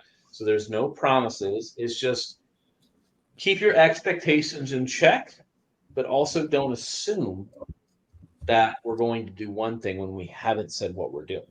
The only thing we said about Inferno is that we are working with a scan, which is different from a restoration, and we are working with music. So it won't be the same presentation. It will be different, but we also have a couple other things that we're working on that we hope to satisfy certain people. Again, we can't announce anything because we wanted, and this is the problem with announcing movies, is that we wanted to give people a chance, but we also can't say everything. It's not secrecy. It's just that we don't want to disappoint. You know, it'd be different if we're like, hey, we got the rights to Gator Bait 1 and 2. We have 22 reels. We're going to do UHD. We're going to do all these extras. No, we don't know yet. Right. I could tell you it'll be HD, and we Oh man, acquired the film. I hate to tell you, I already tweeted what you just said. No, it's completely fine. But it's like, it's one of those things where it's like the most important thing that I've learned working with labels is that you need to keep people's expectations in check, because what happens is that people talk and they wish and they want, and it builds up and it builds up and it builds up. And it's like, yes, part of it's good for publicity. Like, for example, last night on our live stream, people kept guessing Nightmare on Elm Street. I could have played around with that and been like, I don't know, blah blah blah. But what you're going to do is people are going to think it's Nightmare on Elm Street. Right. And what happens when you release blank? Not going to say it. They're going to be like, oh man, I thought it was Nightmare on Elm Street. What happens? Everybody's disappointed, and now they don't want to watch the movie you just released. Mm. You know, because they're pissed off because their expectations got out of hand. And it happens. I understand. It's how the human mind works. You know, we get worked up over things. That's why people like, you interviewed for a job, you're excited, let's go and celebrate. No, let's just relax, let's keep our expectations in check, because if you don't get the job after a night of partying and celebrating, it hurts a lot more than just when you stayed at home, maybe jerked off and played some video games and you didn't get the job. So like we that's a whole thing with television, is we don't want you to cook up these things in your head, negative or positive. Right. We want you to know what we're doing and being straightforward about it. And, All right. and we're gonna let you know when something's locked down and we're good. That's why we announce the scores, because those are signed for, they're paid for. Boom. Brad just confirmed. Yeah, tweet it. Just a disc, or not just a disc. Don is Brian Sowers too. Brian Sowers could say it. I worked with Brian for a long time.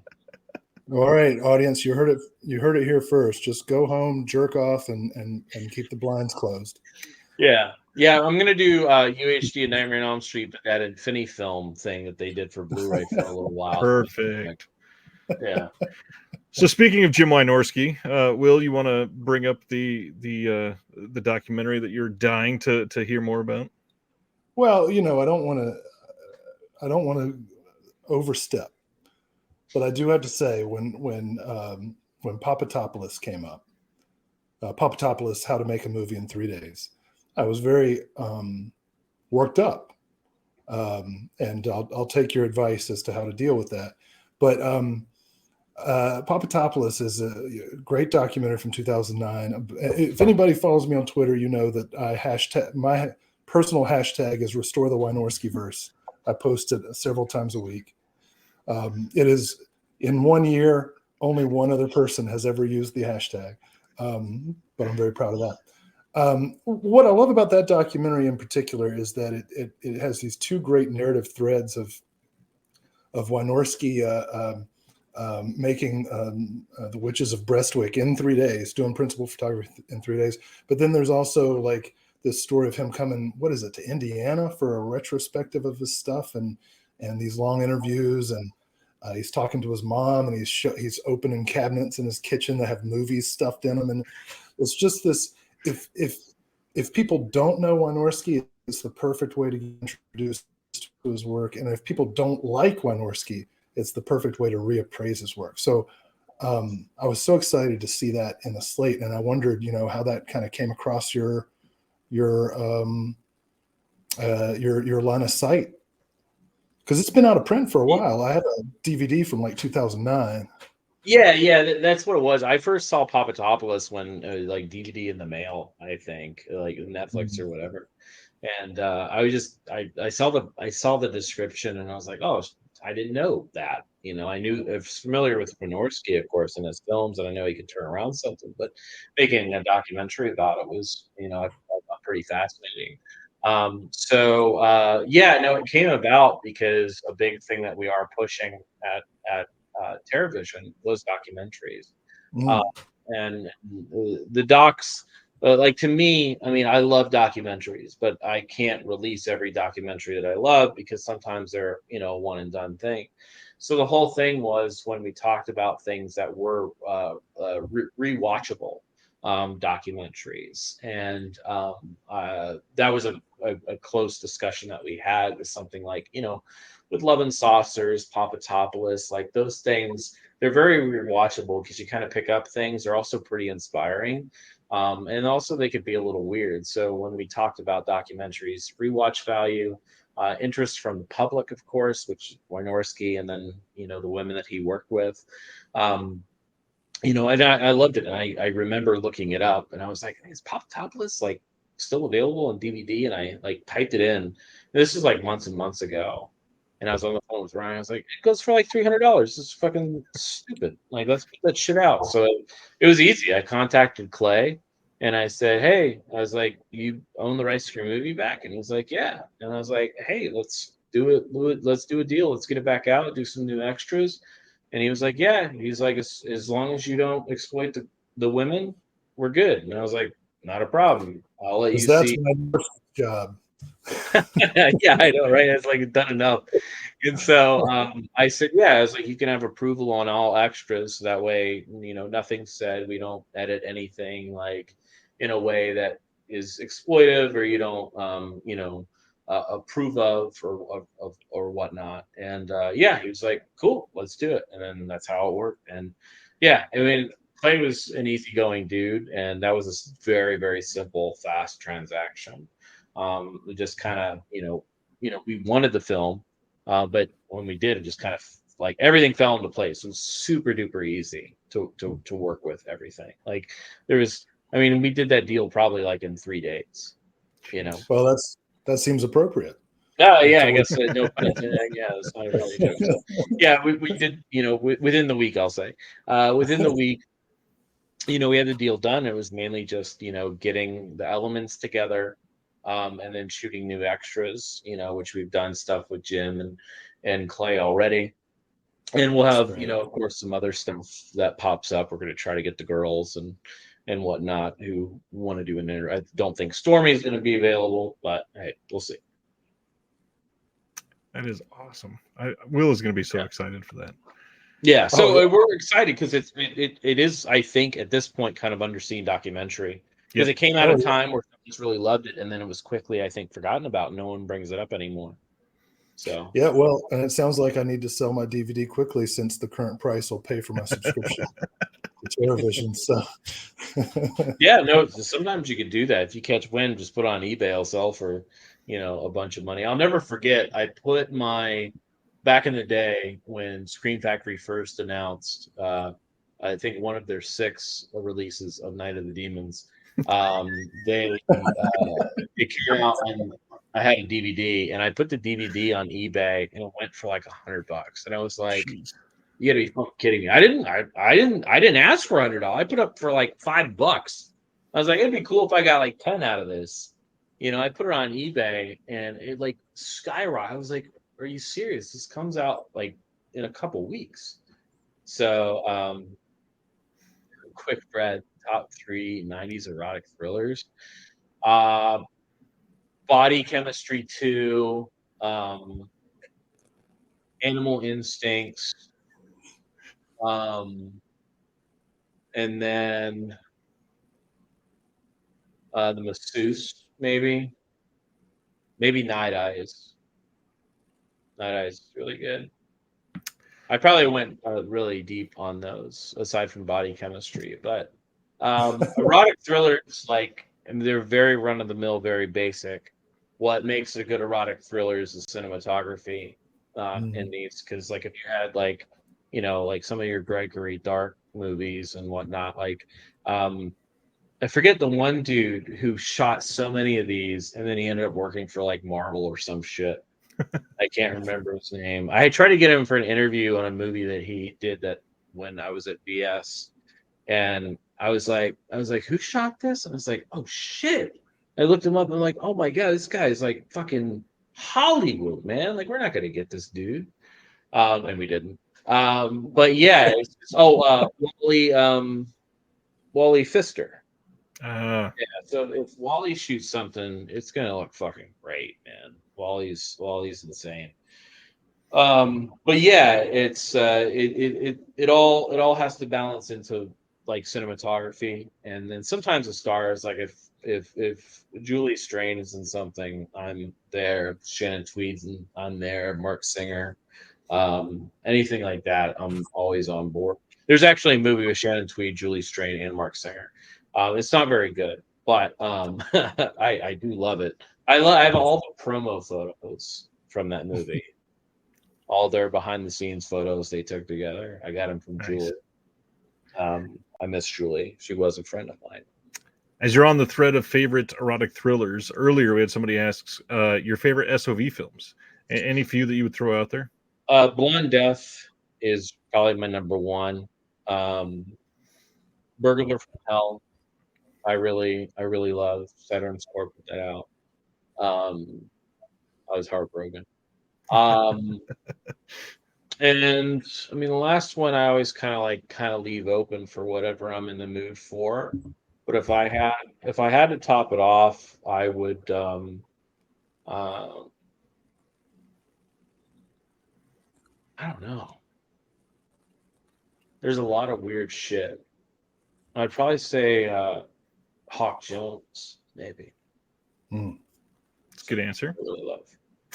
Uh, Yeah, I as mean, SFV is super special to me because ever since I was the little kid, I wanted to make a movie. I made my own shot on making a movie when I was like, I don't know, 8. The only thing that remains is a picture. I tweeted about it not too long ago. I had like silver face or some shit. I was a killer killing my family.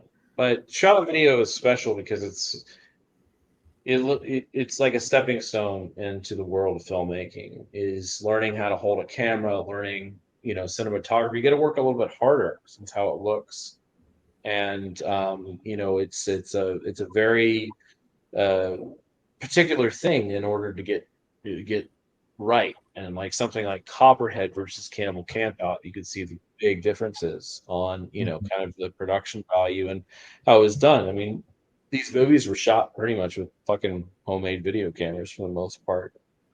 Some, a little bit better than others.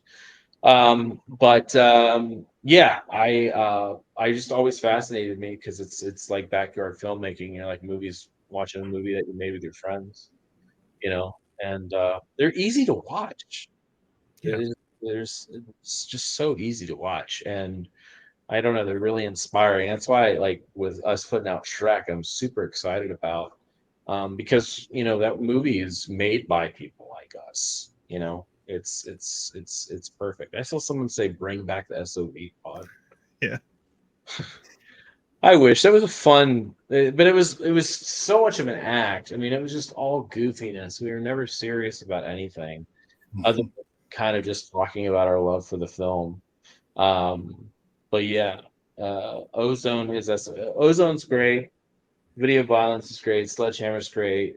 Leaf Yonkers Darkness, not shot on video, but definitely has the aesthetic. But I love Darkness so much. But again, it's one of those movies that you film like you film on drugs as teenagers with your friends. And then Red Spirit Lake, it's fine. It's fine. Cards of Death is great. I love Cards of Death. Somebody should put that on Blu-ray. I don't know who owns it anymore. It just has that think they did a DVD. They did a VHS for sure, the big box, which was Yep. like limited to like 100. So silly. I think they did What? it. I think they did a DVD later on because I think they caught on that Bleeding Skull needed to do DVDs. I know they did Blonde Death because I was ecstatic. I wish we could do Blonde Death, but it's already spoken for. It's a bummer. I hate it. One of the things I definitely want to bring up right now is the love of Indonesian films. We got Escape from Hellhole coming. Yeah. This one is out for everybody now. I just watched this over the last week, and man, the movie looks really good. First of all, and it's fun, so fun. Yeah, my love for Indonesia. I mean, I love for foreign cinema in general. I mean, I honestly, it's when I say I watch a movie a day at this point, it's usually something foreign. Just because I feel like I don't know, it's hard to find unless it's like maybe a 40s drama or something, 50s drama that I'm not really into watching. Right. Like, I don't know if I'm gonna. What was the thing? Killing Spree? Oh yeah, Killing Spree shot on film. It looks like it's shot on video. Trust me, it does. I don't fault anybody that thinks that, but yeah, it's Killing Spree is shot on 16. Master's long gone. It's a tape master that Ritter wanted to do that he wanted to improve on. Looks good. I think it looks good. It looks better than SRS release, which Ron did a great job not knocking that. Ron Von SRS, if anybody cares. Ron's been in this business for a long time, way longer than I have, and a lot of other people that are in this business right now.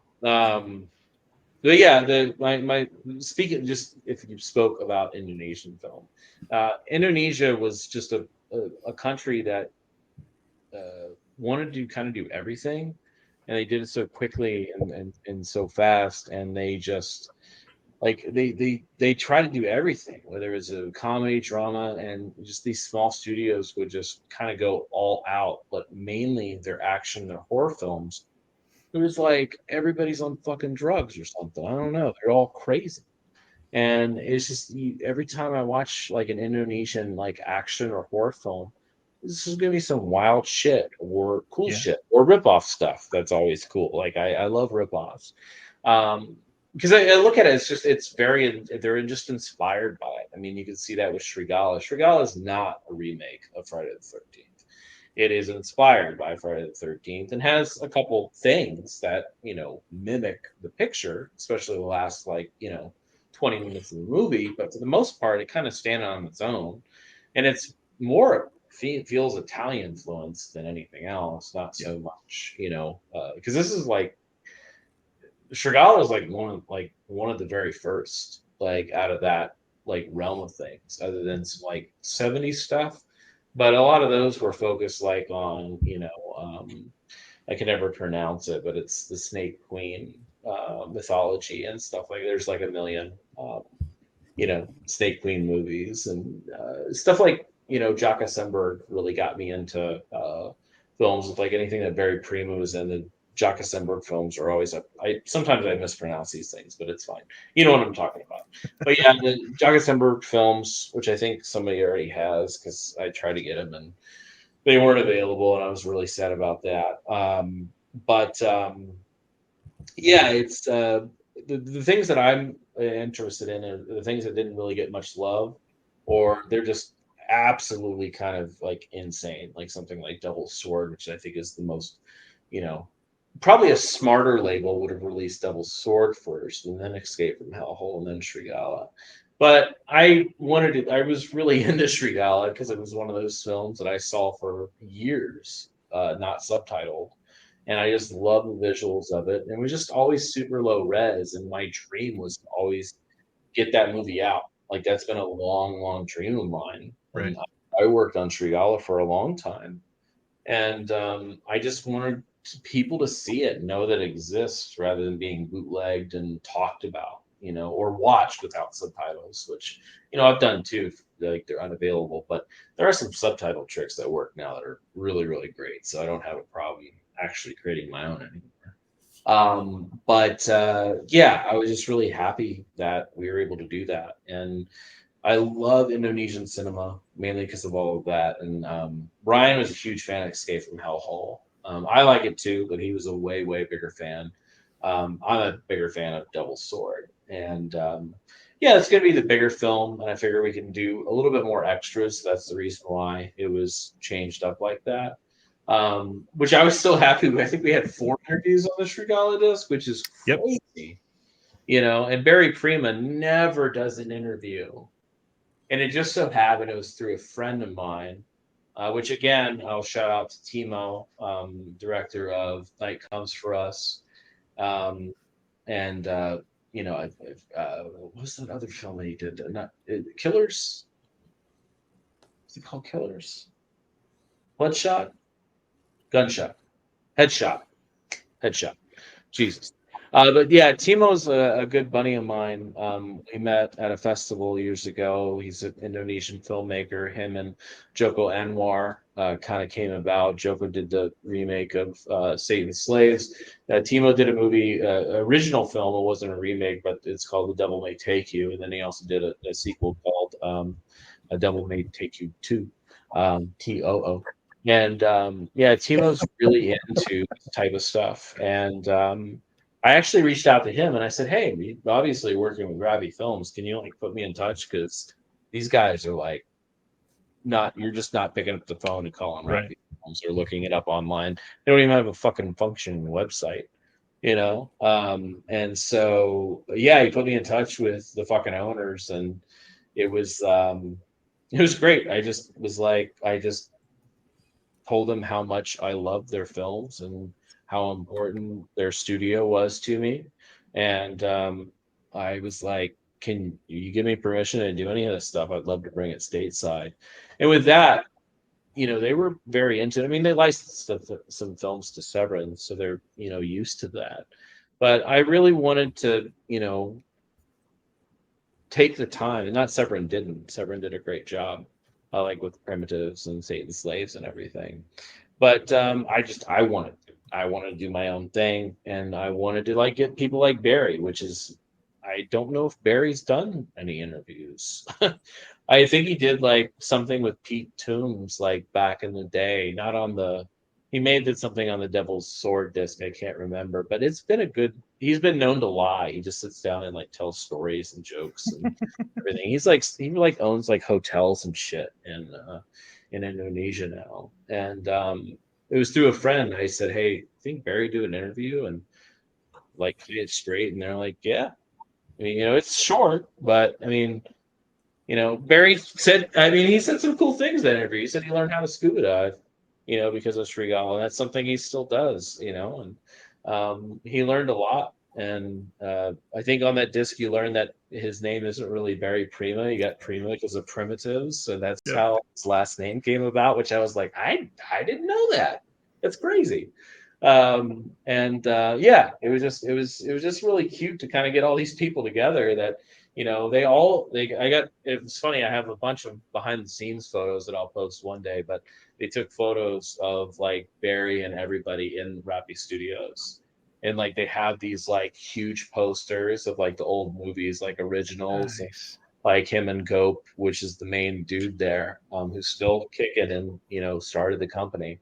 But yeah, the Santani brothers and, you know, sons, father, they're all really wonderful, and they've really appreciated us. Like even we did Screen Shrigala last night in LA, and we didn't get theatrical on that movie, and just because it's something that when we acquired it, we weren't thinking no one's going to pay attention to television anyway, so why bother getting theatrical? So we acquired the movie and everything, and then, you know, Evram, my buddy Evram Esroy, he does Motel. Oh my god, it's in like Brazil or something. The film festival out there. He does Beyond Fest in LA, and he's good friends with James and the guys at Cinematic Void, Grant, and everybody at the AC. And he was like, "Hey," he's like, "You know, I think they kind of want to show Srigala." And I was like, "Holy shit." I was like, "That's never played anywhere outside Indonesia, like in the theater. Like it maybe played in Thailand, maybe, but they can't remember." But anyways, I was like, "That'd be insane." So I rented Rappy, and I was like, "Hey, can we like work out a deal?" And they're like, "Oh no, you can just show it." And I was like, "Oh, yeah, all right, cool." So they just said, "Do it," and that was crazy. Like, but it was cool is that we were able to create a DCP for Rappy so they can play it theatrically again.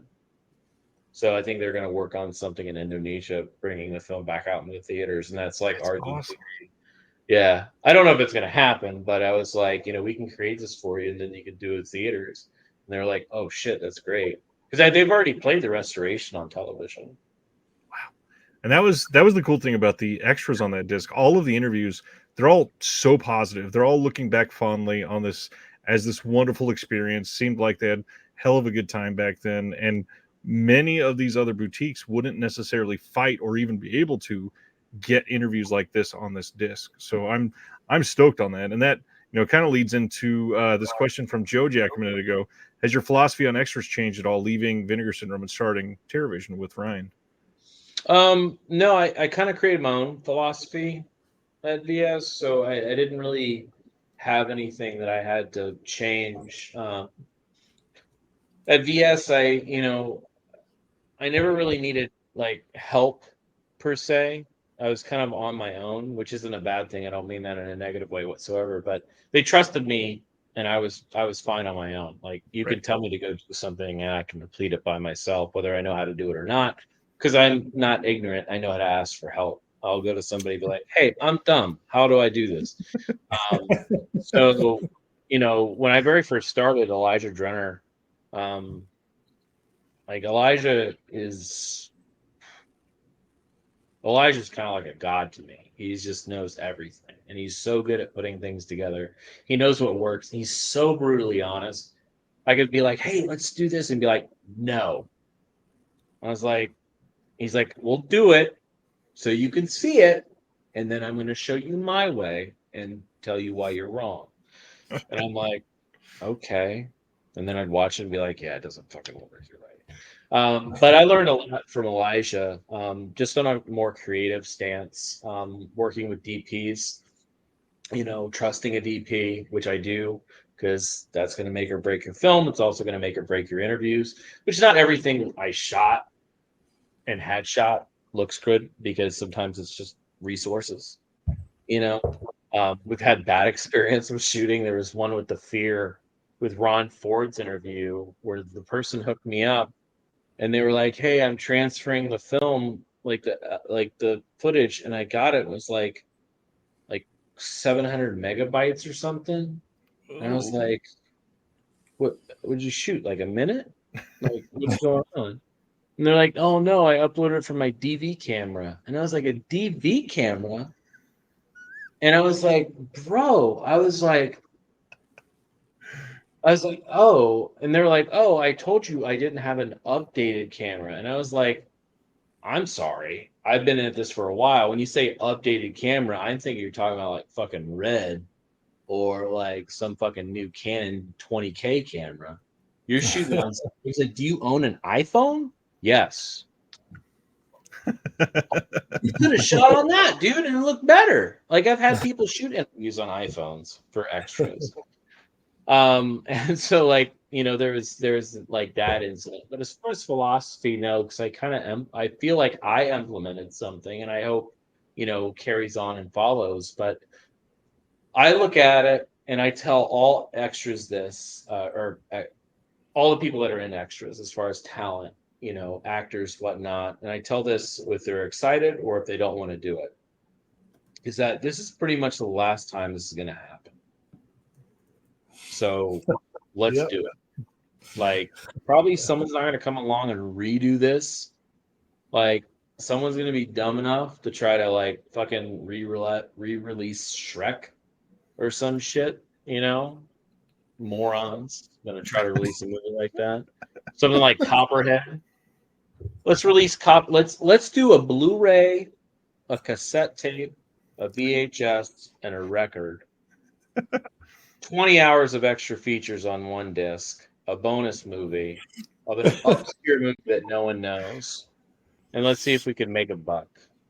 No, Yeah, in we'll 2023, no problem. We're so fucking in the hole on Copperhead. It's ridiculous. We're not even out of the extras budget. I'm kidding. Copperhead's actually done pretty well, but yeah, no, Copperhead was just one of those things where it's like, let's take a chance, and we talked to a few of the people that wanted to, that were in the film, and I was like, this is the last chance, and they're like, okay. I was like, you okay? You don't care about the movie? Let's move on. We had plenty of extras, obviously, because Ross and his parents were wonderful at doing anything. Ross was the son that's in the film. He actually ended up shooting like all the extras, and that was worked really well because it was so homely, with like kind of just them as a family. And it's actually really bittersweet, like the extras. And there's a cute thing where they watch the movie and then they talk about it and whatnot. And Leland and is kind of funny in his own way, and Crystal is the same too, and they're just really kind of cute together. But yeah, it was. I always approach it that is like, this is going to be the last time it's done, and I mean, I'm not going to lie that sometimes when I turn stuff on at VS and there's like a budget of extras, and I never forget. This isn't a negative thing. It's not like I got in trouble. It was just kind of, it's funny, is that I remember, because sometimes they just set me loose, right? I'm doing acquisitions, I'm doing extras, and then they're like, "Hey, the due date's now. What's going on?" And it's like, "Oh, here you go. Here's your extras." And it's like, cool. And I turned in Hard Rock Zombies, and it was like 2 hours of extras. And I remember just saying, like, it was 2 hours of extras on Hard Rock Zombies. I was like, yeah, I found the whole entire band. I found multiple people. It's like 20 people involved in the fucking making of. And then I went back and shot extra stuff because I found people later. And it's like 2 hours of extras on Hard Rock Zombies. It's a double feature with Slaughterhouse Rock. And I was like, yeah, one time. This is it. No one's going to release Hard Rock Zombies again. Right. It's not that good. I wanted to make a piece that was better than the movie. And I think we did. Rebecca and I worked pretty hard on that. Rebecca's great. She's a great Rebecca Howard is her name. Joe Lynch's girlfriend. Yeah, she's a great editor, and she's funny. She gets it, and she's very creative. And I could just say, make it fun. I don't have time to watch 30 hours of footage. You're the editor. You're better at that than I am. I'm just gonna watch it and not know what to pick. I'll put it all in. Do a Scorsese special feature piece. But yeah, she did a great job, and I turned that in. It was just kind of funny because it's like 2 hours extras of Hard Rock Zombies. I guess we're doing that. And I'm like, yeah, it's fucking cool. So yeah, it's just like. Long story short, the philosophy was to try to get as much as possible. Like, the honest answer is these people are going to be dead soon, and That's we true. need to get them on camera, talk about what they love, so that's way it's there forever. I mean, that's the honest answer. And that's the people that can give the best context, literally. Yeah, and the best content is when. So if you ask an actor, it's like, hey, we're doing a re-release of this movie, blah, blah, blah. Oh, yes, I love that movie. I can tell you so many stories. And I guarantee you they have the worst fucking stories, nor they remember anything. It's the people are like, oh, yeah, that fucking movie, I don't want to be a part of that. Right. It's like, oh, come on. I was like, I'm a huge fan. I grew up on this movie. My mom used to show it to me, and now she's dead. Well, try to, like, my mom's not dead. I was just joking around, but try to talk about it a little bit, and they're like, oh yeah, we did this once. I did this one scene, right?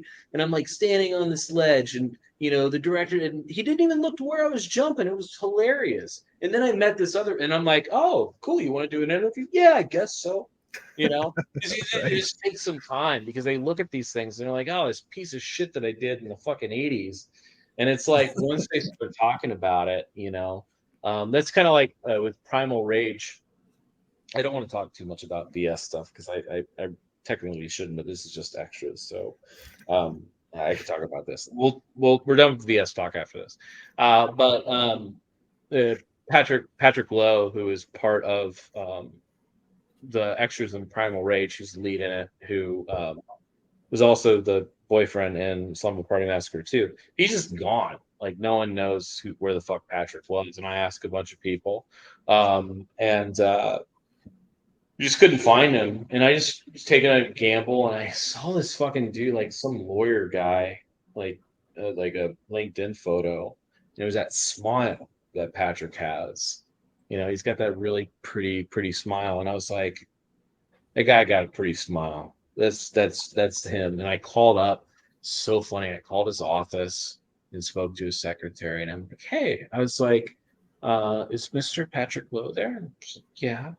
I was like, can I speak to him? And she's like, what is this about? And I'm like, I was like, is it maybe a movie that he maybe was in? Because I don't want to embarrass anybody. Because sometimes people hide from their past. So he's in a movie maybe in the 80s. And she's like, I don't think so, like that. And so I get put on hold, and then I hear, hello. I'm like, is this Mr. Patrick Lowe? And he's like, yes, who is this? And I was like, were you in Slumber Party Massacre 2? And he's like, how do you know? Where did you get this number? And it's like, I don't know if he's mad or if he's cool. And then it's like, he's like, I love these movies. He's like, I never thought I would talk about them ever again. And Patrick's been like fucking ape shit over like Primal Rage forever. And it's cool because I'm working on a Slumber Party Massacre 2 thing, and he's going to be involved with that, and he's very energetic about everything. And he's just like, I'm a lawyer now, and I tried to I didn't want to be an actor anymore, but I love what I did, and he's just so fucking cool. But yeah, just things like that. You just never know what you're going to get on the other end of the phone. But enough of the BS talk. I just want to say I love that interview. The Patrick Lowe interview on Primal Rage was a great interview. Yeah. He carried the whole piece. Like we used him so much because he kind of had like a very good story, but it was also sad. Because he wanted to continue acting, but he's like, I just kind of like stopped. And it was like, I was like, oh man, like you probably wouldn't have done fucking, been in 7 or something, but you probably would have been in some more films and maybe had some more fun. Right. But yeah, it was kind of like heartfelt because he was like, yeah, it kind of sucked. It was a moment where it was like, he really wishes he was still an actor. And that was pretty cool. Yeah. I got to tell you, the very first movie I ever bought and what led to my whole life was a $3.99 VHS copy of Slumber Party Massacre 2. Was it when they were liquidating the Concord tapes at every video store in On Demand? Yeah. This was 1996. So yeah, it was probably that big setup, and they just had hundreds. I remember going in to Movie Gallery and Blockbuster, and they just had all these fucking Slumber Party 1, 2, and 3, Sorority House Massacre 1 and 2 with the new Concord gold sleeves. And I was like, yes! And I grabbed them off the fucking shelf, and I was like, brand new tapes. They're probably fucking hundreds now, but oh god, who fucking cares? I got that tape, and he immediately became my favorite Lowe, even though he's a separate Lowe. It's a distinct Lowe. He could have played the Rob Lowe thing for a while, I imagine, but people would have come out.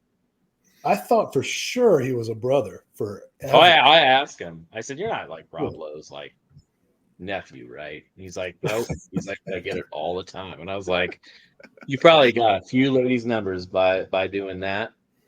Yeah, the resemblance. Your cute little smile, Patrick Lowe. You son of a bitch, playing fucking football. Primal Rage, that killer ass song that plays in the beginning. Oh my god! Well, I know one of Will's favorite movies is Gator Bait, and we got all kinds of titles here that were listed last night. Oh, I can't even see that. Hopefully, you can see that. I'm blind. Here, let's do this. Oh shit! I gotta turn down my brightness. Now my eyes hurt. You're making my pituitary Andrew whatever act up. We got Inferno, Nailgun Massacre, Slashers, Gator Bait 2, Hollowgate, City Lights catalog. Oh, the City Lights catalog, the big drop that I probably shouldn't have said. Kirk Douglas video scrapbook. Technically, that is attributed to them, so I just said, hey, it's a possibility. Is that not a part of it? Oh my god. I actually have. I have. Okay, that, so actually. 1, 2, 3, 4, 5. We're not doing. That helps. All right. We can play Yeah. a game. Which 5? There you go. Well, I know Will has to have some Gatorbait questions here. I actually, you know what? After this, I'm gonna look for the Kirk Douglas scrapbook thing and put it as an extra. No, the City Lights stuff. I think there's an issue online with the City Lights International versus the City Lights Entertainment. Yep. And I think they're getting cross-referenced because someone said Terrorvision's releasing 165 movies. And I'm like, no. City Lights did like fucking like 13 at the most. Jesus. But yeah, no, it's not that hard to figure out. But that I actually like the speculation because, you know, either there's only like you're gonna pick Kirk Douglas's scrapbook as a guess, and if when we don't do it, you're gonna be like, yes. If anybody's like, fuck, I thought the Kirk Douglas scrap, I'm coming after you. It's like, man, I thought that was coming out. That was my grandma's favorite. I used to Okay, so used to actually, some shit. I actually have the Kirk Douglas scrapbook, and I was kind of excited to get rid of my DVD. So that you I have just no described. idea even what that is. I've already deleted it from the list. Don't worry. but No, it's pretty yeah, cool. it's yeah. There's 13 or 14. All of them is happening. Like it's the entire City Lights catalog, which was I have been working on for, I would say, a good 7 years. Jesus. I was doing this for Wild Eye. I talked to Rob and I said I want to resurrect the City Lights catalog for, you know, it was called something else that he was doing before it was Visual Vengeance. That's his own thing. It was something called, it was a different name. No reason to say it. But I said I want to do it. I want to do the you know, the logo. I want to recreate everything. I mean, they never even had an animated logo. It was fucking edited on video, so they usually just put some bland font on the movies.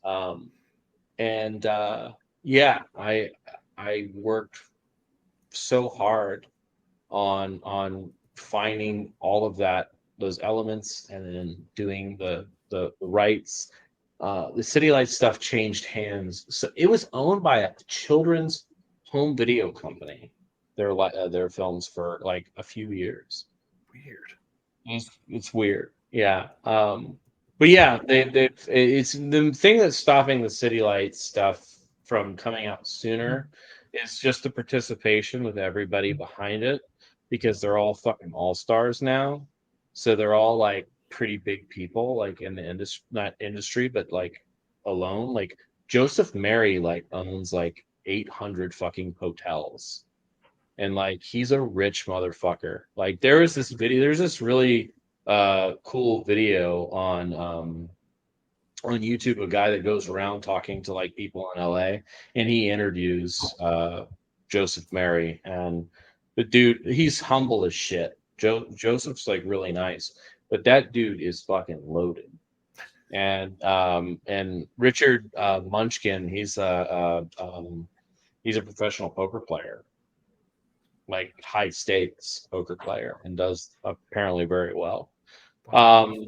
So yeah, they all have like these very different lives, and I just want to make sure, you know, we get their stories because they pioneered something. I don't even think it's really been discussed in depth of what they did to the industry. Because we may talk about City Lights and PM Entertainment stuff being great, but it did crazy fucking numbers on video, and it kind of evolutionized the whole action movement with Right. like stuff with that Isaac Florentine was doing in the 90s and so on. And we still wouldn't, I don't think we would have like the Scott Adkins and like Gary Daniels people if it wasn't for these types of movies, because they really pioneered this like I don't give a fuck action step, this direction that they went. Because I mean, we have always had action movies, but we didn't have these action movies where let's throw that guy off a building. What's he going to land on? It's like, I don't know, put a tarp there, Right. you know. And it's just this unhinged style of filmmaking that we're doing. And it's the City Lights stuff is cool because it's their first step into insanity. You know, you have insane stories that they're these insane movies and the plots they were doing, like Mayhem, you know, where it's like, let's fucking kill child molesters, but we're also really bad people, but we're gonna kill worse people. And it's like, what? Like, this is crazy. You know, putting guns in people's vaginas and fucking setting them off. Gator bait. That happens in Gator bait too. The Gator bait, the first Gator bait, not Gator bait too. But yeah, it's just this approach that they had to these like sleazy, like neo noir movies that they were doing, and that's exactly what they are. They're just super sleazy, like I call it like super sleazy, like neo tech noir movies that were shot on 16 millimeter that they just didn't give a fuck, Nice. you know. And they did some action, you know, or some horror films, and like those are good, like Hollow Gate and stuff, which is goofy. Hollow Gate's one of the films that they weren't that involved with, so it's an oddball, and that one's fun. It's still made by the same people, but they took a step back because Ray can't pronounce DiZapito or something like, I can't remember. I can never pronounce his last name, but he directed that one. Like Munchkin, Pepin, Mary, they all kind of directed the others. But he did the one Hollow Gate, and it's the one that stands out the most, other than the Newly Deads, which I thought the Newly Deads was my first City Lights movie ever, and I was very young, and I loved it. And the last City Lights movie that I ever saw, because I saw them all, but there was one that I didn't see, and I saw it probably about, I would say about more than 10 years ago. I was at a party in Austin. My buddy was hosting a David the Rock Nelson tribute. David the Rock Nelson came out, and they did like a compilation of like 2 hours. It was like greatest hits of his 800 movies he's ever made that are 10 hours long a piece. And I was fascinated that they actually cut this like 2 hour piece together of like his greatest hits. If you don't know who David the Rock Nelson is, he is absolutely DIY filmmaker that's existed for many, many years. And I don't think he knows how many films he's made, probably hundreds. And none of them are really on IMDb. I'm in one of them. I don't even know which one. I know it's one of the Devil Ant sequels. He had me get attacked by a devil ant under the Austin Bat Bridge. And then he went around throwing the rubber ant at strangers and getting their reactions to put it in the movie. All being shot on video and still editing from tape deck to tape deck after all these years. Jeez. But anyways, long story short, I mean, I love talking about David Rock Nelson. He's hilarious. But we went, and it was a movie night, because they all lived in Austin, and they said, "Hey, have you seen this movie called Fresh Kill?" I was like, "Oh shit, no, I haven't. I've been wanting to see it because it's like the last City Lights movie." I cried so hard because I laughed so goddamn hard in Fresh Kill. It is the best out of all the City Lights movies, but probably the one that people would be less interested in because it's not an action movie.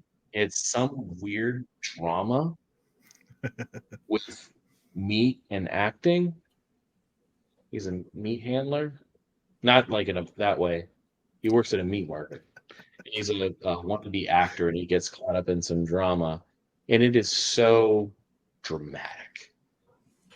There's a slow mo with cocaine. It is wonderful. It's such an odd movie, and that's like my number one. No one's gonna fucking want. I'm gonna Now, make. I'm dying for What it. I'll probably do is I'll probably make some like crazy nice box set, and Fresh Kill's gonna be right in the middle, and you have to buy it in order to complete it. And hopefully you'll watch it, unwrap it, and watch it. Well, you could maybe work with Severin and include like some cocaine infused meat as an extra tchotchke. Cook up some cocaine meat. Watch for. I Yeah. mean, that would work. Boutique's taking it to the next level. Yeah. Gator bait, Will. I know that you had at least one or two that you wanted to ask. Well, I hate to bring up gator bait, but I need to bring up gator bait. I like many people of my generation, I was introduced to gator bait by Joe Bob Briggs. Probably the ultimate of the Hicksploitation or Cajun exploitation films. The star vehicle for Claudia Jennings, the definitive film series by Ferd and Beverly Sebastian, and one that has never gotten a high definition or any kind of special. Didn't even have a special DVD release. I don't No, they believe. didn't. They basically bootlegged their own movie. Yeah, my copies are both bootlegs. So I mean, it's by the Sebastians though, so it's technically not bootleg, but that shit is. It's a bootleg. Right. That shit's homemade. So when I saw these films listed, I was like, holy shit, this is going to be a major seller, because so many people, I have to assume I'm not the only one, so many people have been waiting for gator bait, especially with the sort of resurgence of interest in what some people call the redneck or the Hicksploitation film, and Claudia Jennings' work in various Corman movies like The Great Texas Dynamite Chase, and even her final film appearance, right, in David Cronenberg's Fast Company. I mean, she's kind of an icon of that that particular brand of 70s exploitation. So can you talk a little bit about gator bait, about how you managed to get those 22 reels that you're working through, and it's with gator bait, obviously been a favorite of mine for a long time. I saw it very, very young, because my dad really, really loved anything like woodsy, like so Deliverance and I Spit on Your Grave and gator bait was always being played at the house. I saw I Spit on Your Grave when I was like 3 or something, 4 years old. Loved it. Actually, that's the one movie I didn't grow old with. I don't really care for I Spit on Your Grave anymore, but I liked it back at that time. I'm not saying it's bad. It's just, it's not my thing. I prefer, like, if we do pick like rape revenge stuff, I'm into a little bit more different types of films like Gator Bait. But yeah, Gator Bait was just something because the front cover of the sequel was something that just kind of stayed like in my mind forever. You know, Cajun. Like the jacket with the boobs. I was just like, oh man, I want to see that movie. That was very fun. So the image. So when we rented that tape, I don't remember watching the movie per se. Part 2. I remember watching the first one. I was still pretty young. I don't know. I think the only thing I really remember from it was the vagina gun. That's the only thing I really because that's such a crazy ass scene. That's what like stuck in my brain the most, and I watched it when I was a teenager again and got used to it. But a lot of films that I saw probably under the age of like 7, unless it like had something super scary or like it had that moment, I don't really remember watching. I don't think anybody does. Like movies I remember that were traumatic were Midnight Intruders, which is a Gary Graver movie, which I thought was a horror film, and it turns out to be a home invasion rape movie. Way too much sex in that for like a 7-year-old. And stuff like, Child's Play, like when Annie's mom discovers there's no batteries in Chucky and his head turns around and he says, I'm Chucky play. Oh yeah. Shit fucking terrified me. I still think it's one of the scariest moments in a horror film is when that doll, and it's not Chucky yet. He doesn't say, "You fucking bitch, you fucking cunt." I always like that part. But yeah, it's right when the head turns around and she throws him under the couch. And I was like, fuck, this movie's going to be insanely scary. But yeah, like things like that. So, but yeah, Gatorbait was always on my radar. I've known the Sebastians for a while. They don't live too far away from me. So how I met the Sebastians was actually out of it ended up being kind of a shitty story. I hosted a podcast called Screamcast for many years with Sean DeRegger, Ryan Sowers on the show, BJ Colangelo at one time. And we did this show for a long time, and we did a heavy metal horror month.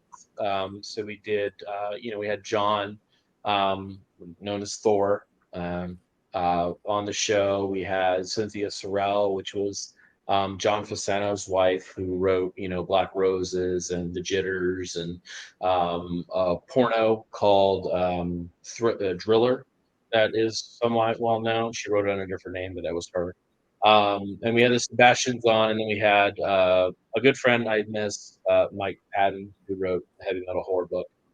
He was on the show too, and we did, I think, 4 weeks. And I had the Sebastians on. Ferg was still alive at the time, and they were just very. I reached out to him and I said, "Hey," I was like, would you like to talk about like Rocktober Blood and just kind of exploitation films in general? You guys are kind of pioneers during that time, and probably inspired like a ton of people and still do. And yeah, they said Bev was like, "Yeah, we found God, and we help prisoners. They have like a program where the prisoners come and they take care of these greyhounds that rescue greyhounds." And I'm like, "Oh, cool." And then I was like, "Okay, well that's cool." And they're like, "Oh no, we'll talk about it. We just don't we just don't do it anymore." And I was like, "So you're cool with talking about all these movies like Vagina Guns and stuff?" And they're like, "Yeah." And I was like, "Cool, let's be on the show."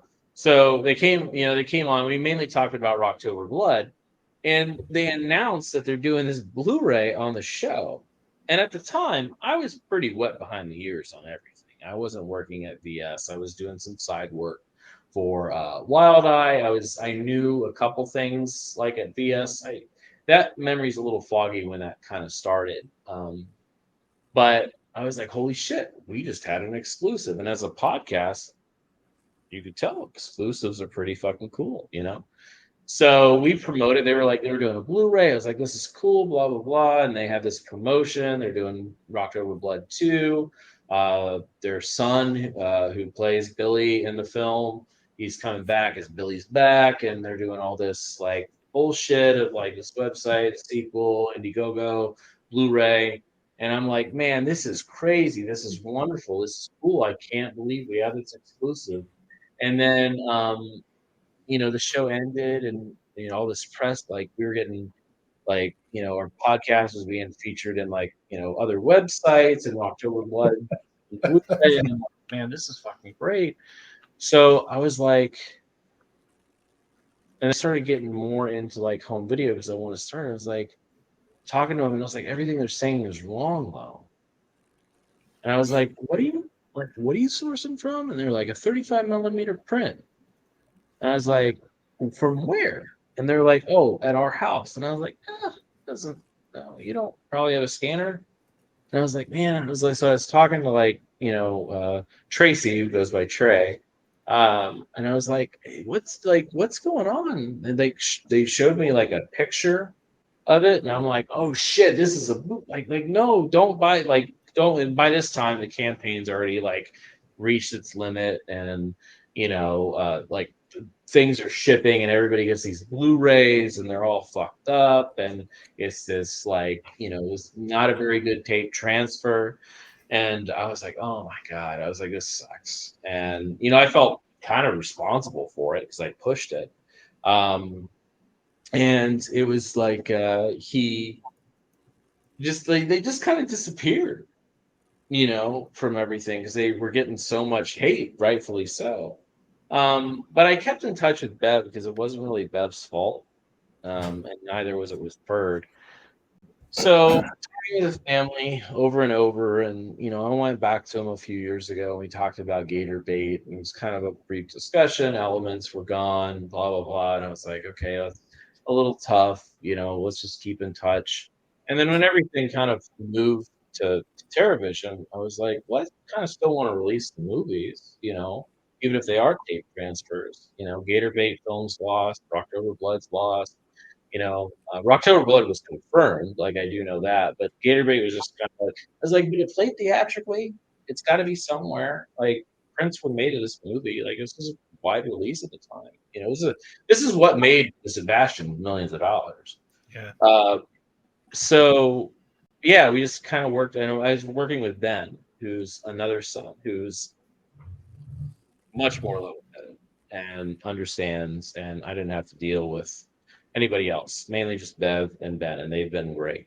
And so we did a lot of talking, lots of phone calls, talking to Ben every single day, and just talking about his family's legacy, his mom, cementing what his dad did. His dad, obviously did a ton, and just building trust and understanding and helping them find these elements. And so we got a lead from something that Ben came up with. And, we made some phone calls, and it's like, hey, can you go check here, blah, blah, blah. I don't want to give too much details because some of that stuff is kind of private because it gives away certain things and also competitors and whatnot. So I don't like to broadcast. This is the thing. It's not secrecy against the everything's there's no label wars. There's a lot of competition. And you don't want to that sometimes carry over, and people know secrets. A lot of secrets in the sense of how I do things, because I have almost mastered certain things of finding things and finding people. I'm fucking Liam Neeson and Taken. With the film rights and shit. So we got a lead, and I made some phone calls. They did some checking. Paid a few people to go look at certain things, and they came back and they were like, we have 22 reels. Jesus. And I was like, you got to be fucking kidding me. I was like, are they labeled? And they kind of had some labeling on them. And what I can tell by the labeling and the pictures is that it looks like Gator Bait has an IP, which is interpositive, which is possible UHD, depending on how good the condition was, which it was pretty well preserved. So we just have to inspect it, which hasn't been done yet, because we had to purchase the reels and then have them shipped. So already we're 2 months in the money in. Yeah. And we also paid for the rights for the film, so we're high in the negative. And scanning all these films. I mean, I said on the show last night, typical movies are 4 reels. So technically we should have 8, but we have 22. So they all have to be scanned. I always do this. They all have to be clean. They all have to be inspected, which both of those things cost money. You pay per foot. This is why people buy their own scanners, but scanners are like $1 million. Like, not joking. Good scanners are like the brand new, like Laser Graphics, like 10 Director X is like fucking like the gold standard, but it's like millions of dollars. And then you have to pay someone to run it. You also have to pay for storage. You have to build a facility. You just can't do this shit in your living room. Oh, God. If you do, your Blu-rays probably don't look really good, and you're working off a Blackmagic scanner in your bathroom, which is you can do, but it doesn't look great. It's passable, kind of. But yeah, I'm not gonna buy a Blackmagic scanner because it's like, several $1,000s. Right. I want, the gold standard, the brand new thing. And you pay us to scan your films, that sort of thing. But we just don't have the infrastructure for that. Not yet. You saw the crew of TerraVision last night in the live stream. Yeah. That's pretty much it. Aside from Keen that helps us, and Earl. But for the most part, that's it. And that's why last night was so awesome. What is that? That's why last night was so awesome. It felt like this familial gathering. Yeah. But anyways, so the whole Gator Bait thing is, we have the reels. They ought to be clean, inspected, scanned and looked at. And looking at it's going to take a while because we have to do conform. We have to do side by sides of the the feature to make sure that all the scenes match, that we have everything, and what extra stuff do we have. If it's extra stuff, there's a director's cut. Where's it supposed to go? Got to go talk to Deb. Got to figure out where these scenes maybe went. Maybe we have an extended cut. I don't fucking know. Maybe we have an alternate version. I don't know. We have to scan everything and see what we have. But I mean, we could have just grabbed the film reels of the 35 millimeter prints and called it a day. Yep. And that would have been a lot cheaper. But we didn't, because there's a chance that we may have higher quality. And it might be a big fucking bust, and we may have wasted a bunch of money. But we can still put the film on HD, and hopefully people enjoy it. Yeesh. That's a lot. That's a lot to invest in 2 films. I don't know though. Yeah. I think people are going to come out for Gator Bait and Gator Bait 2 and Gator Bait 2. Yeah. Yeah. Well, they don't. TerraVision's closing down. No, I mean, we have other films that we did stupid stuff like this with too, so it's fine. Yeah, we're just all done. We're all done here. Well, I got to check in. Did Ryan ever answer the question about 100 subs? Oh shit. I know he texted me back.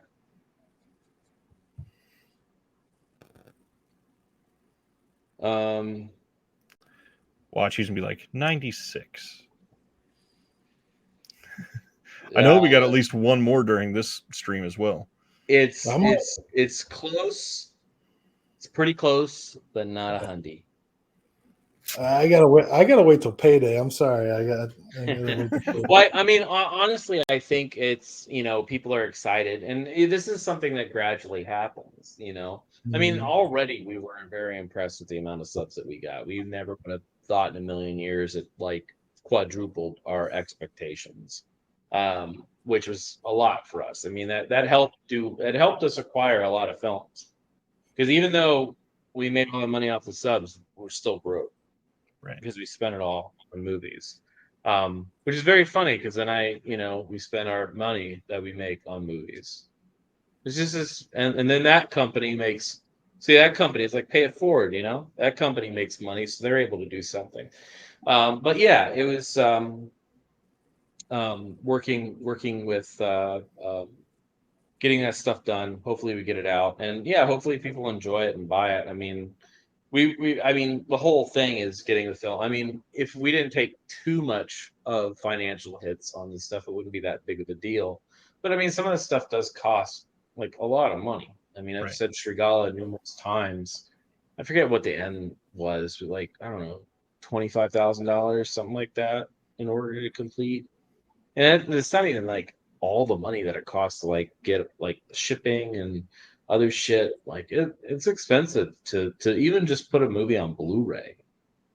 I mean, you're talking like $10,000. Depends on how you do it, but I mean, another thing is like we don't really like we could skip out and fucking hire someone to do authoring cheap, but we use top of the line authoring people.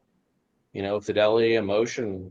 I know they do stuff with Fran at Radiance. I mean, Fran always tags Fidelity and Emotion when they do the encodes and authoring. That's who we use, because he's like great, and he knows what he's doing. He gets it, and you don't have to worry about certain things. And yeah, certain things slip by. Certain like problems. We had a issue with Strigala. Very, very, very, very, very minor on one frame. It was just something that happened, and felt silly, it was embarrassing, but those things happen. I'd rather have something like that happen than the picture just fuck up or the disc not play. Because we do our own QC in-house too, as well as we pay people to do QC. I do QC because sometimes the people watching this stuff have no idea what the movie is. They're looking for visual flaws. I need to look to make sure all the fucking scenes are there and the dialogue matches up. And a word isn't replaced, or there's like, where'd that scene come from? Do we have an alternate cut? I don't fucking know. Because that's exactly kind of what happened with Mama's Home. is that we were given the master for Mama's Home, but somehow in somewhere, shape, or form, it got mislabeled. So I'm doing the QC on Captives, and I was like, "Oh, let's play the version of Mama's Home." I was like, "This is fucking Captives. What's going on?" So went through the process and was like, "Hey, we gave you them," because I didn't watch the. I watched the master. It's the master tape. Right. You know, the transfer happened, and I saw a clip of the movie, and it's the same movie. It just has a different opening. I guess I should have watched it from front to start when I first got the sample. But I was like, this looks good. You know, we know what we're doing. It's already been approved. It's already been QC'd in that sense. Everything's great. And then I sat down and I watched the disc, and I was like, oh, it's the wrong fucking thing. So then we was like, oh shit, we gotta do all this other stuff. Who doesn't QC? That's a lot. I'll tell you that. You know, I'm not saying we're good, because we've already, you know, we had the incident like that one frame with Strigal, and then I heard on Cannibal Camp Out the commentaries are flip flop with Zach and John McBride's commentary, and that literally is the silly flipperoo. That's very easy to do. I don't really take now if one commentary is missing, that's a huge fuck up. But thankfully, that's not the case. We would have caught that. It just happens to be on the opposite track, which is super fucking easy to do on a build. You know, so I don't feel like we have any glaring issues, and I hope we never do. But I mean, mistakes can happen. Like as many eyes that you put on this stuff, it's it could be very. It's also time consuming because there's only Right. just two of us, and you know we also have all this other shit going on, and you know we're running, and you know we're producing films, we're doing our own stuff, we have families, we have lives, you know we're acquiring stuff, we're signing contracts, you know we're We're watching going to new the movies. hospital in the middle of it. Yeah, I'm in a hospital and then doing a podcast like 3 hours later. But yeah, it's a lot of work, you know. So like we try to catch everything. And I think we do a pretty good job. You know, a couple things slip by, but that's also learning things. So now it's like, you know, we have to be extremely attentive on the disc QC. You know, we cannot take our eyes off even a frame. If we do, we need to pause it.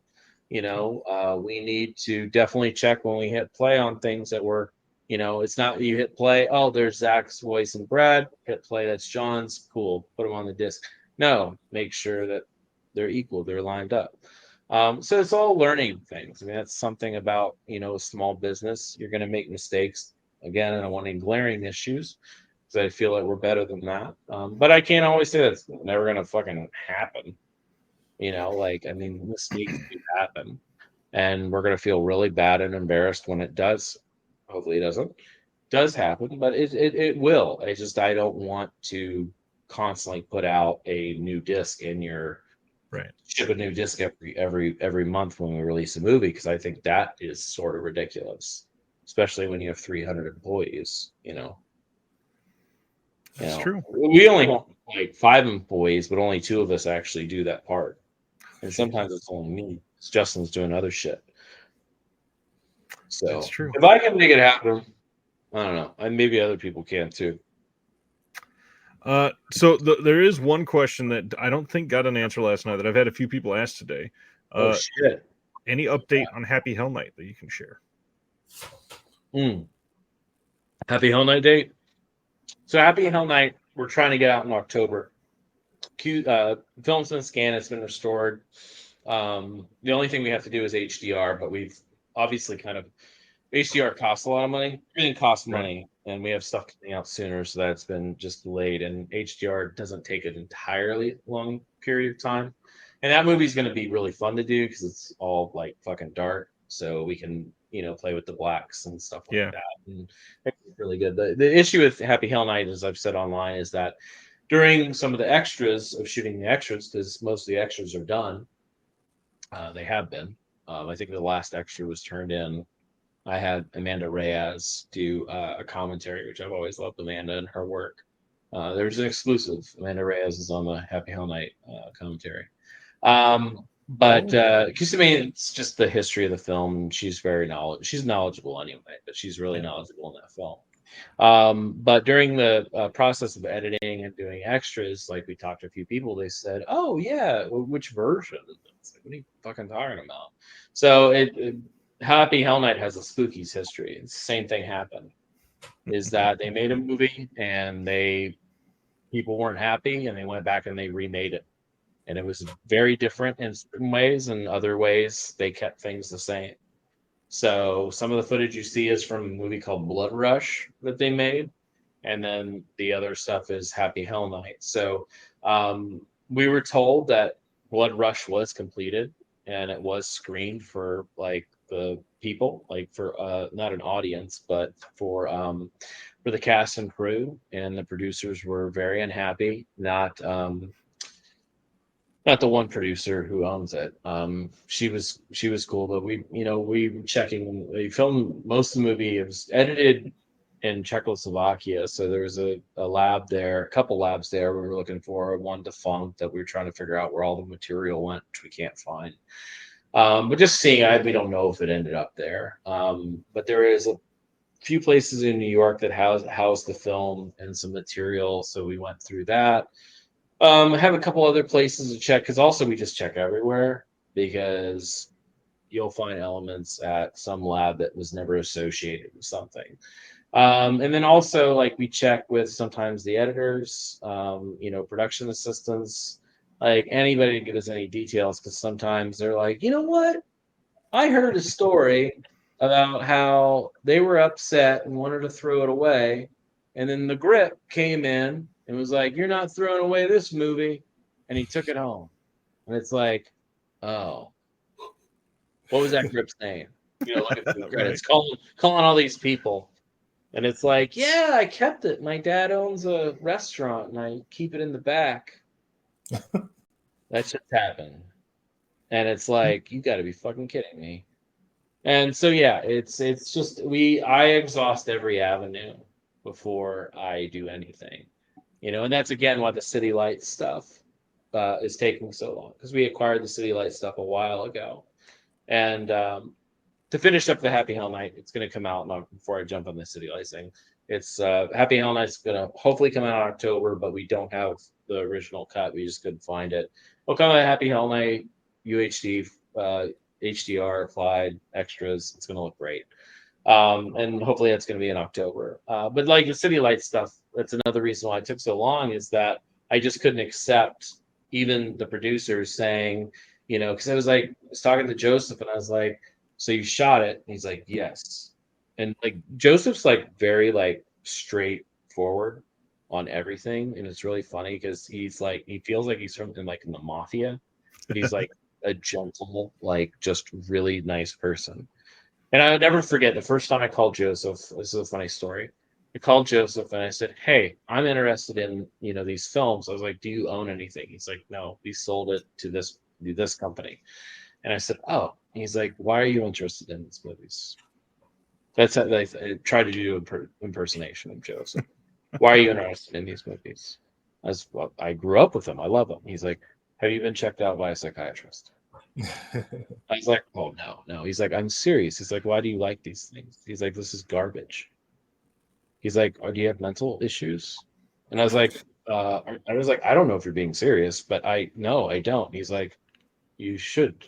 He's like, "You're insane." He's like, "I made these movies and it was insane." He's like, "I'm normal now." He's like, "I have a real job." And I was like, "Do you not like these movies or something?" He's like, "Oh no." He's like, "I'm very proud." He's like, "I'm just shocked that anybody likes them." So it's like just his back and forth. And anyways, he was essential in helping us track everything down. But we talked about it, and I was like, he's like, "We made these movies for no money. We were turning them over in like 6 months." He's like, "We made like a movie for like $10,000, $20,000. We'd make $100,000. We'd take 20,000 of that, and then we would make another movie, and then we would take the $80,000 and split it amongst ourselves." And they just did this all the time, so they were making so much fucking money because every film made more money. And he was like, "We were just pumping out as soon as we could." He's like, the cheapest way to do it was not process the film first, like make a negative. He's like, just edit it on tape, put it in the video store, you get it in a week. And I was like, oh shit. So, that was kind of the whole like thing with City Lights, is that we went through back and forth. And we went to every company. Like I said, there was a kids company called Harvey Entertainment that had the film for a little while in the early 90s. They were under some other company, I can't remember. Then they were owned by a non-video company for a bit, and then they Troma bought it in one of their packages. And I don't remember when Troma picked them up, but they didn't even know all of City Lights films that they had at the time. Like, even when we acquired it, I think I was telling them what they actually owned, and they didn't even know it. And they updated their site like weeks later. It was pretty funny. But yeah, we went back and forth on that for quite some time. Michael said there was no material. And then we had this one big lead where through certain brands acquiring everything, they ended up at DreamWorks Entertainment. And I was like, oh my God, you got to be fucking kidding me. So here I am for like weeks on end. Like, how do I contact a lab at DreamWorks? Right. Like, it's something you don't Google, And so it was like a million emails, and finally spoke to somebody, and I was like, can you check? And they're like, what the fuck are you talking about? It's like, there's this movie called LA Crackdown, and it's like, we have Shrek, and not the 90s shot on video Shrek. We have the $1 billion maker Shrek. We just made Puss in Boots 2. What the fuck do you want? And it's like, I actually really like Puss in Boots 2. But can you please check for LA Crackdown? And yeah, it just kind of back and forth of that. And I mean, they just came back. They said, there's no such thing here. We have no records of anything coming in. And I was like, this took like literally a dead end, took like 3-4 months just to get an answer. Yeah, and it's a lot of people get very frustrated with you, especially when you sounds like you're making up names of movies. Like, Fresh Kill. Like, I mean, I guess it sounds cool, but if I was at DreamWorks making billions of dollars off of Puss in Boots 2 and someone said Fresh Kill to me, I don't know. Anyways, I don't know where I'm going with that. But anyways, it's like we exhausted every fucking avenue looking for any film material on any of the City Lights stuff, and it's not existent. And if it is, I guarantee we'll fucking do it. And you show proof of purchase, and we'll give you a major discount on the upgrade that we do. That will always happen if we do find anything, but I highly doubt we will, because I've been at this for a long time, and like I said, I need a no. I can't have a maybe or I don't know. I need to know, like, no, this was like, that's why Lionsgate was good. It's like, we have documentation of this actually being lost in the fire with Rocktober Blood. And I was like, good enough for me. And they're like, here's a master plate. And I was like, that's cool with me. Cool. And even something like I mentioned last night on Shadows Run Black, it was another movie that we acquired that just had a tape master. It looks really good. But, it's on the slate for like, it was originally on the slate for like 2024, like in October. Just because I do that because I need time to look for everything. Right. Because you hear me the tape, I'm like, cool, but I'm not going to put it out immediately. I need to sit on it for a bit, do extras, but I never trust any answers unless like I hear it myself. So we put it like on the back slate, and I said this on the podcast last night. I was talking to Michael Felcher, Red Shirt. And, Michael and I have worked on a couple projects together, and he's working on this other project that I was not involved with, but, we were talking about it, and I had another project for him, blah, blah, blah. And he knew. I don't know how he knew. I mean, you kind of always hear things in these circles of film industry of who has what. Sometimes it helps so you don't waste your time looking for rights, and then you find out someone else owns it, which always happens. And he was like, hey, I'm working with so-and-so at this, and And he said, you know, I think they actually have a print at least of Shadows Run Black. And I was like, holy shit. So we contacted Lionsgate. He actually gave me a number, and that actually helped because we were talking. I was like, hey, I was like, you know, we need this film print. I have the owner here. You know, I was like, you know, can you double check the vault for, yeah, we, you know, that sounds very familiar. We're gonna, and I mean, we should actually have, I hope they still have it. But yeah, when it gets shipped, that'd be great. But that also helped because I was like, hey, you working on video? And they're like, yeah, kind of. And I was like, you gonna release everything you own? Let me get it. You know, and then it kind of started a conversation of like, okay, yeah, let's have a chat about licensing stuff out. And so, you know, that actually happened. Not saying anything's happening with Lionsgate, but we are talking to Lionsgate about licensing some stuff that, you know, I don't foresee being on the Vestron label because no one's going to give a fuck about it. Because I want the nitty gritty stuff. I don't, you know, they can make their own money with their big releases of X title here, you know, and they'll make money. You know, I'm not gonna ask for. I would love to do Silent Night, Deadly Night movies, but they're gonna do that shit. They're gonna make a lot of money. You know, I want the movie that no one cares about. Well, and they're only releasing like 4 times a year, anyways. Yeah, I don't know what's going on. They're very. I mean, because I think part of it, and this isn't a hit against them, is that I don't know if they care as much. Right. It's kind of a fun thing. I think honestly, probably Felsher pushes that the most. Because that's the thing is that you need somebody in your company to care about physical media in order for it to happen. I think I talked about this on your Discord. Is that you have like Paramount, for example, is a very very good example. The people at Paramount, the people that run the home video side, they care so much about physical media. They want to know what packaging looks like, and not because they want approval. I mean, they do, but they want to know. They get excited. When we actually went to Paramount, they knew the guy was a fan of Ryan's Greyface label because in college he listened to a lot of Greyface records, and he was like, "Holy shit!" He's like, "This is amazing," and it was that was what really kind of triggered the Paramount stuff because they were really into what we were doing. Wow. They liked our approach to everything, and it was funny because we were talking. I was like, "Hey, can I grab this movie?" And he's like, I don't know. I really like that movie, and I think we're gonna do that." And I was like, "Hey," because he's a fan of the whole movie. And so that was kind of like a back and forth is that they're really into it. They're big on physical media, and they're the ones pushing for all these 4K UHD releases. You know, and they get excited themselves. And they know they can't handle it all. That's why they license stuff out. You know, or maybe it's something that has already been exploited enough that they can't get, you know, other people to come in and, you know, talk Paramount into re-releasing a movie that's been done like 18 times, you Right. know.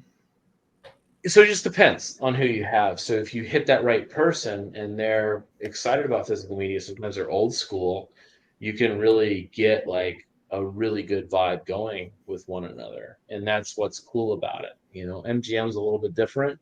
They have, I don't know, they're like the robots from Halloween 3. They really don't do anything like emotion wise. They just are like, yes.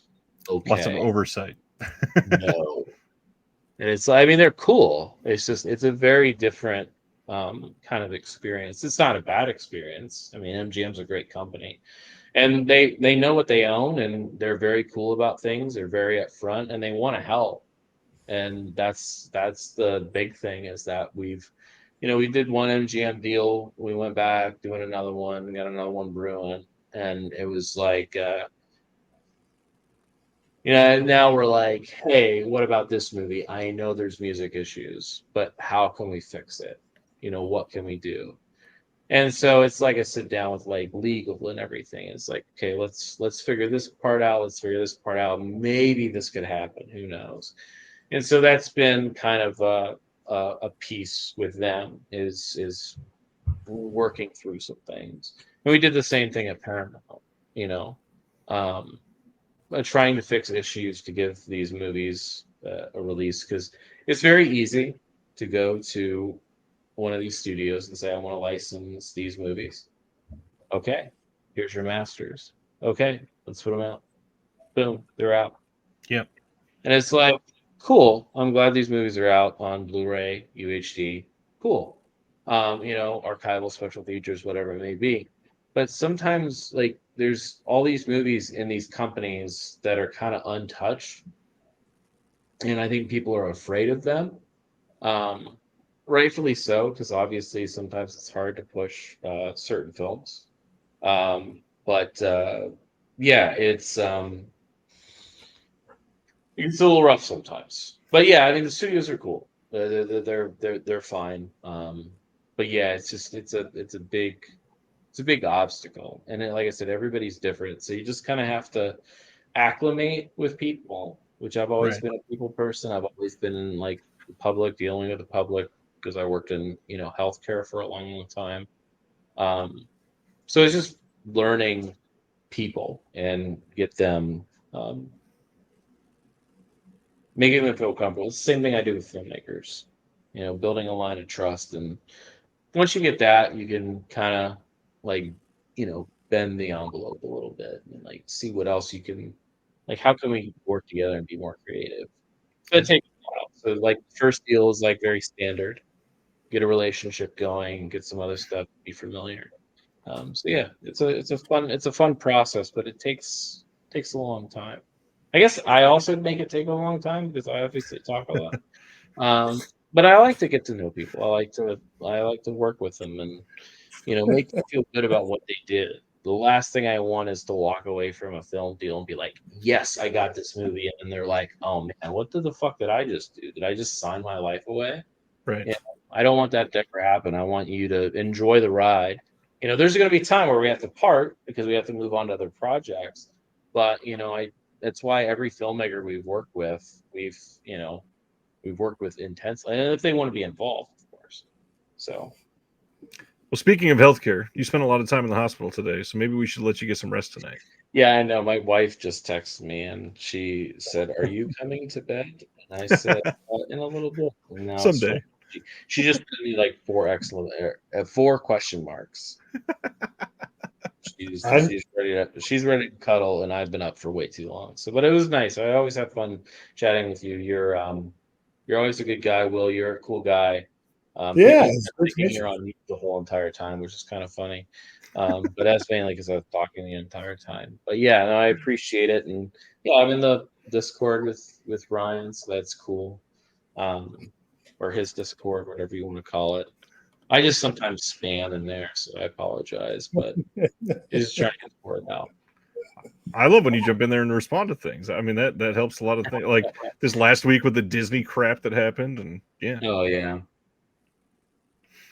This is Good gonna times. hurt Disney. I remember that comment. I was like, Disney owns theme parks. Right. They gonna be fine. They don't give a shit. I forget what it was like. They make like $1 billion a day or some crazy ass shit like that. Like something like that. all I need is like, give me the salary of for 1 hour. Yeah. And I'll be able to run fucking television forever. There we go. Thanks. Well, thanks for all your time tonight. I know that you've been, kind of hurting today, so it's a big deal to sacrifice that. Appreciate that. Yeah, no, I appreciate it. Yeah, and sometimes I just get to talking, and then 2 hours and 49 minutes pass by. Is that it? Well, I feel like we talked about many movies. It's just me rambling. So, before we go, that's my shtick. So apologies. before we go, Yeah. I'm reminded of a joke that I just made up. I mean, you've had plenty of time to think about it because I've just been yammering. So, Yeah, I've had it for about an hour. What did one tape master say to the other tape master? do you have the tape key, master key? I don't know. When somebody's telling a joke and they say, "What did one thing say?" You say, "What?" So what did Oh. What did one tape master say to the other tape master? What? I've been duped again. On that note, Yeah, I think it is. I think it really is time to leave. the dad jokes from Three Dads. I appreciate it. You guys have been awesome. Please check out TerrorVision. All the links for everything is in the description below. Brad, thank you again for your time. Will, thanks for being here and hanging out. We'll see you guys on the next one. All right. See ya.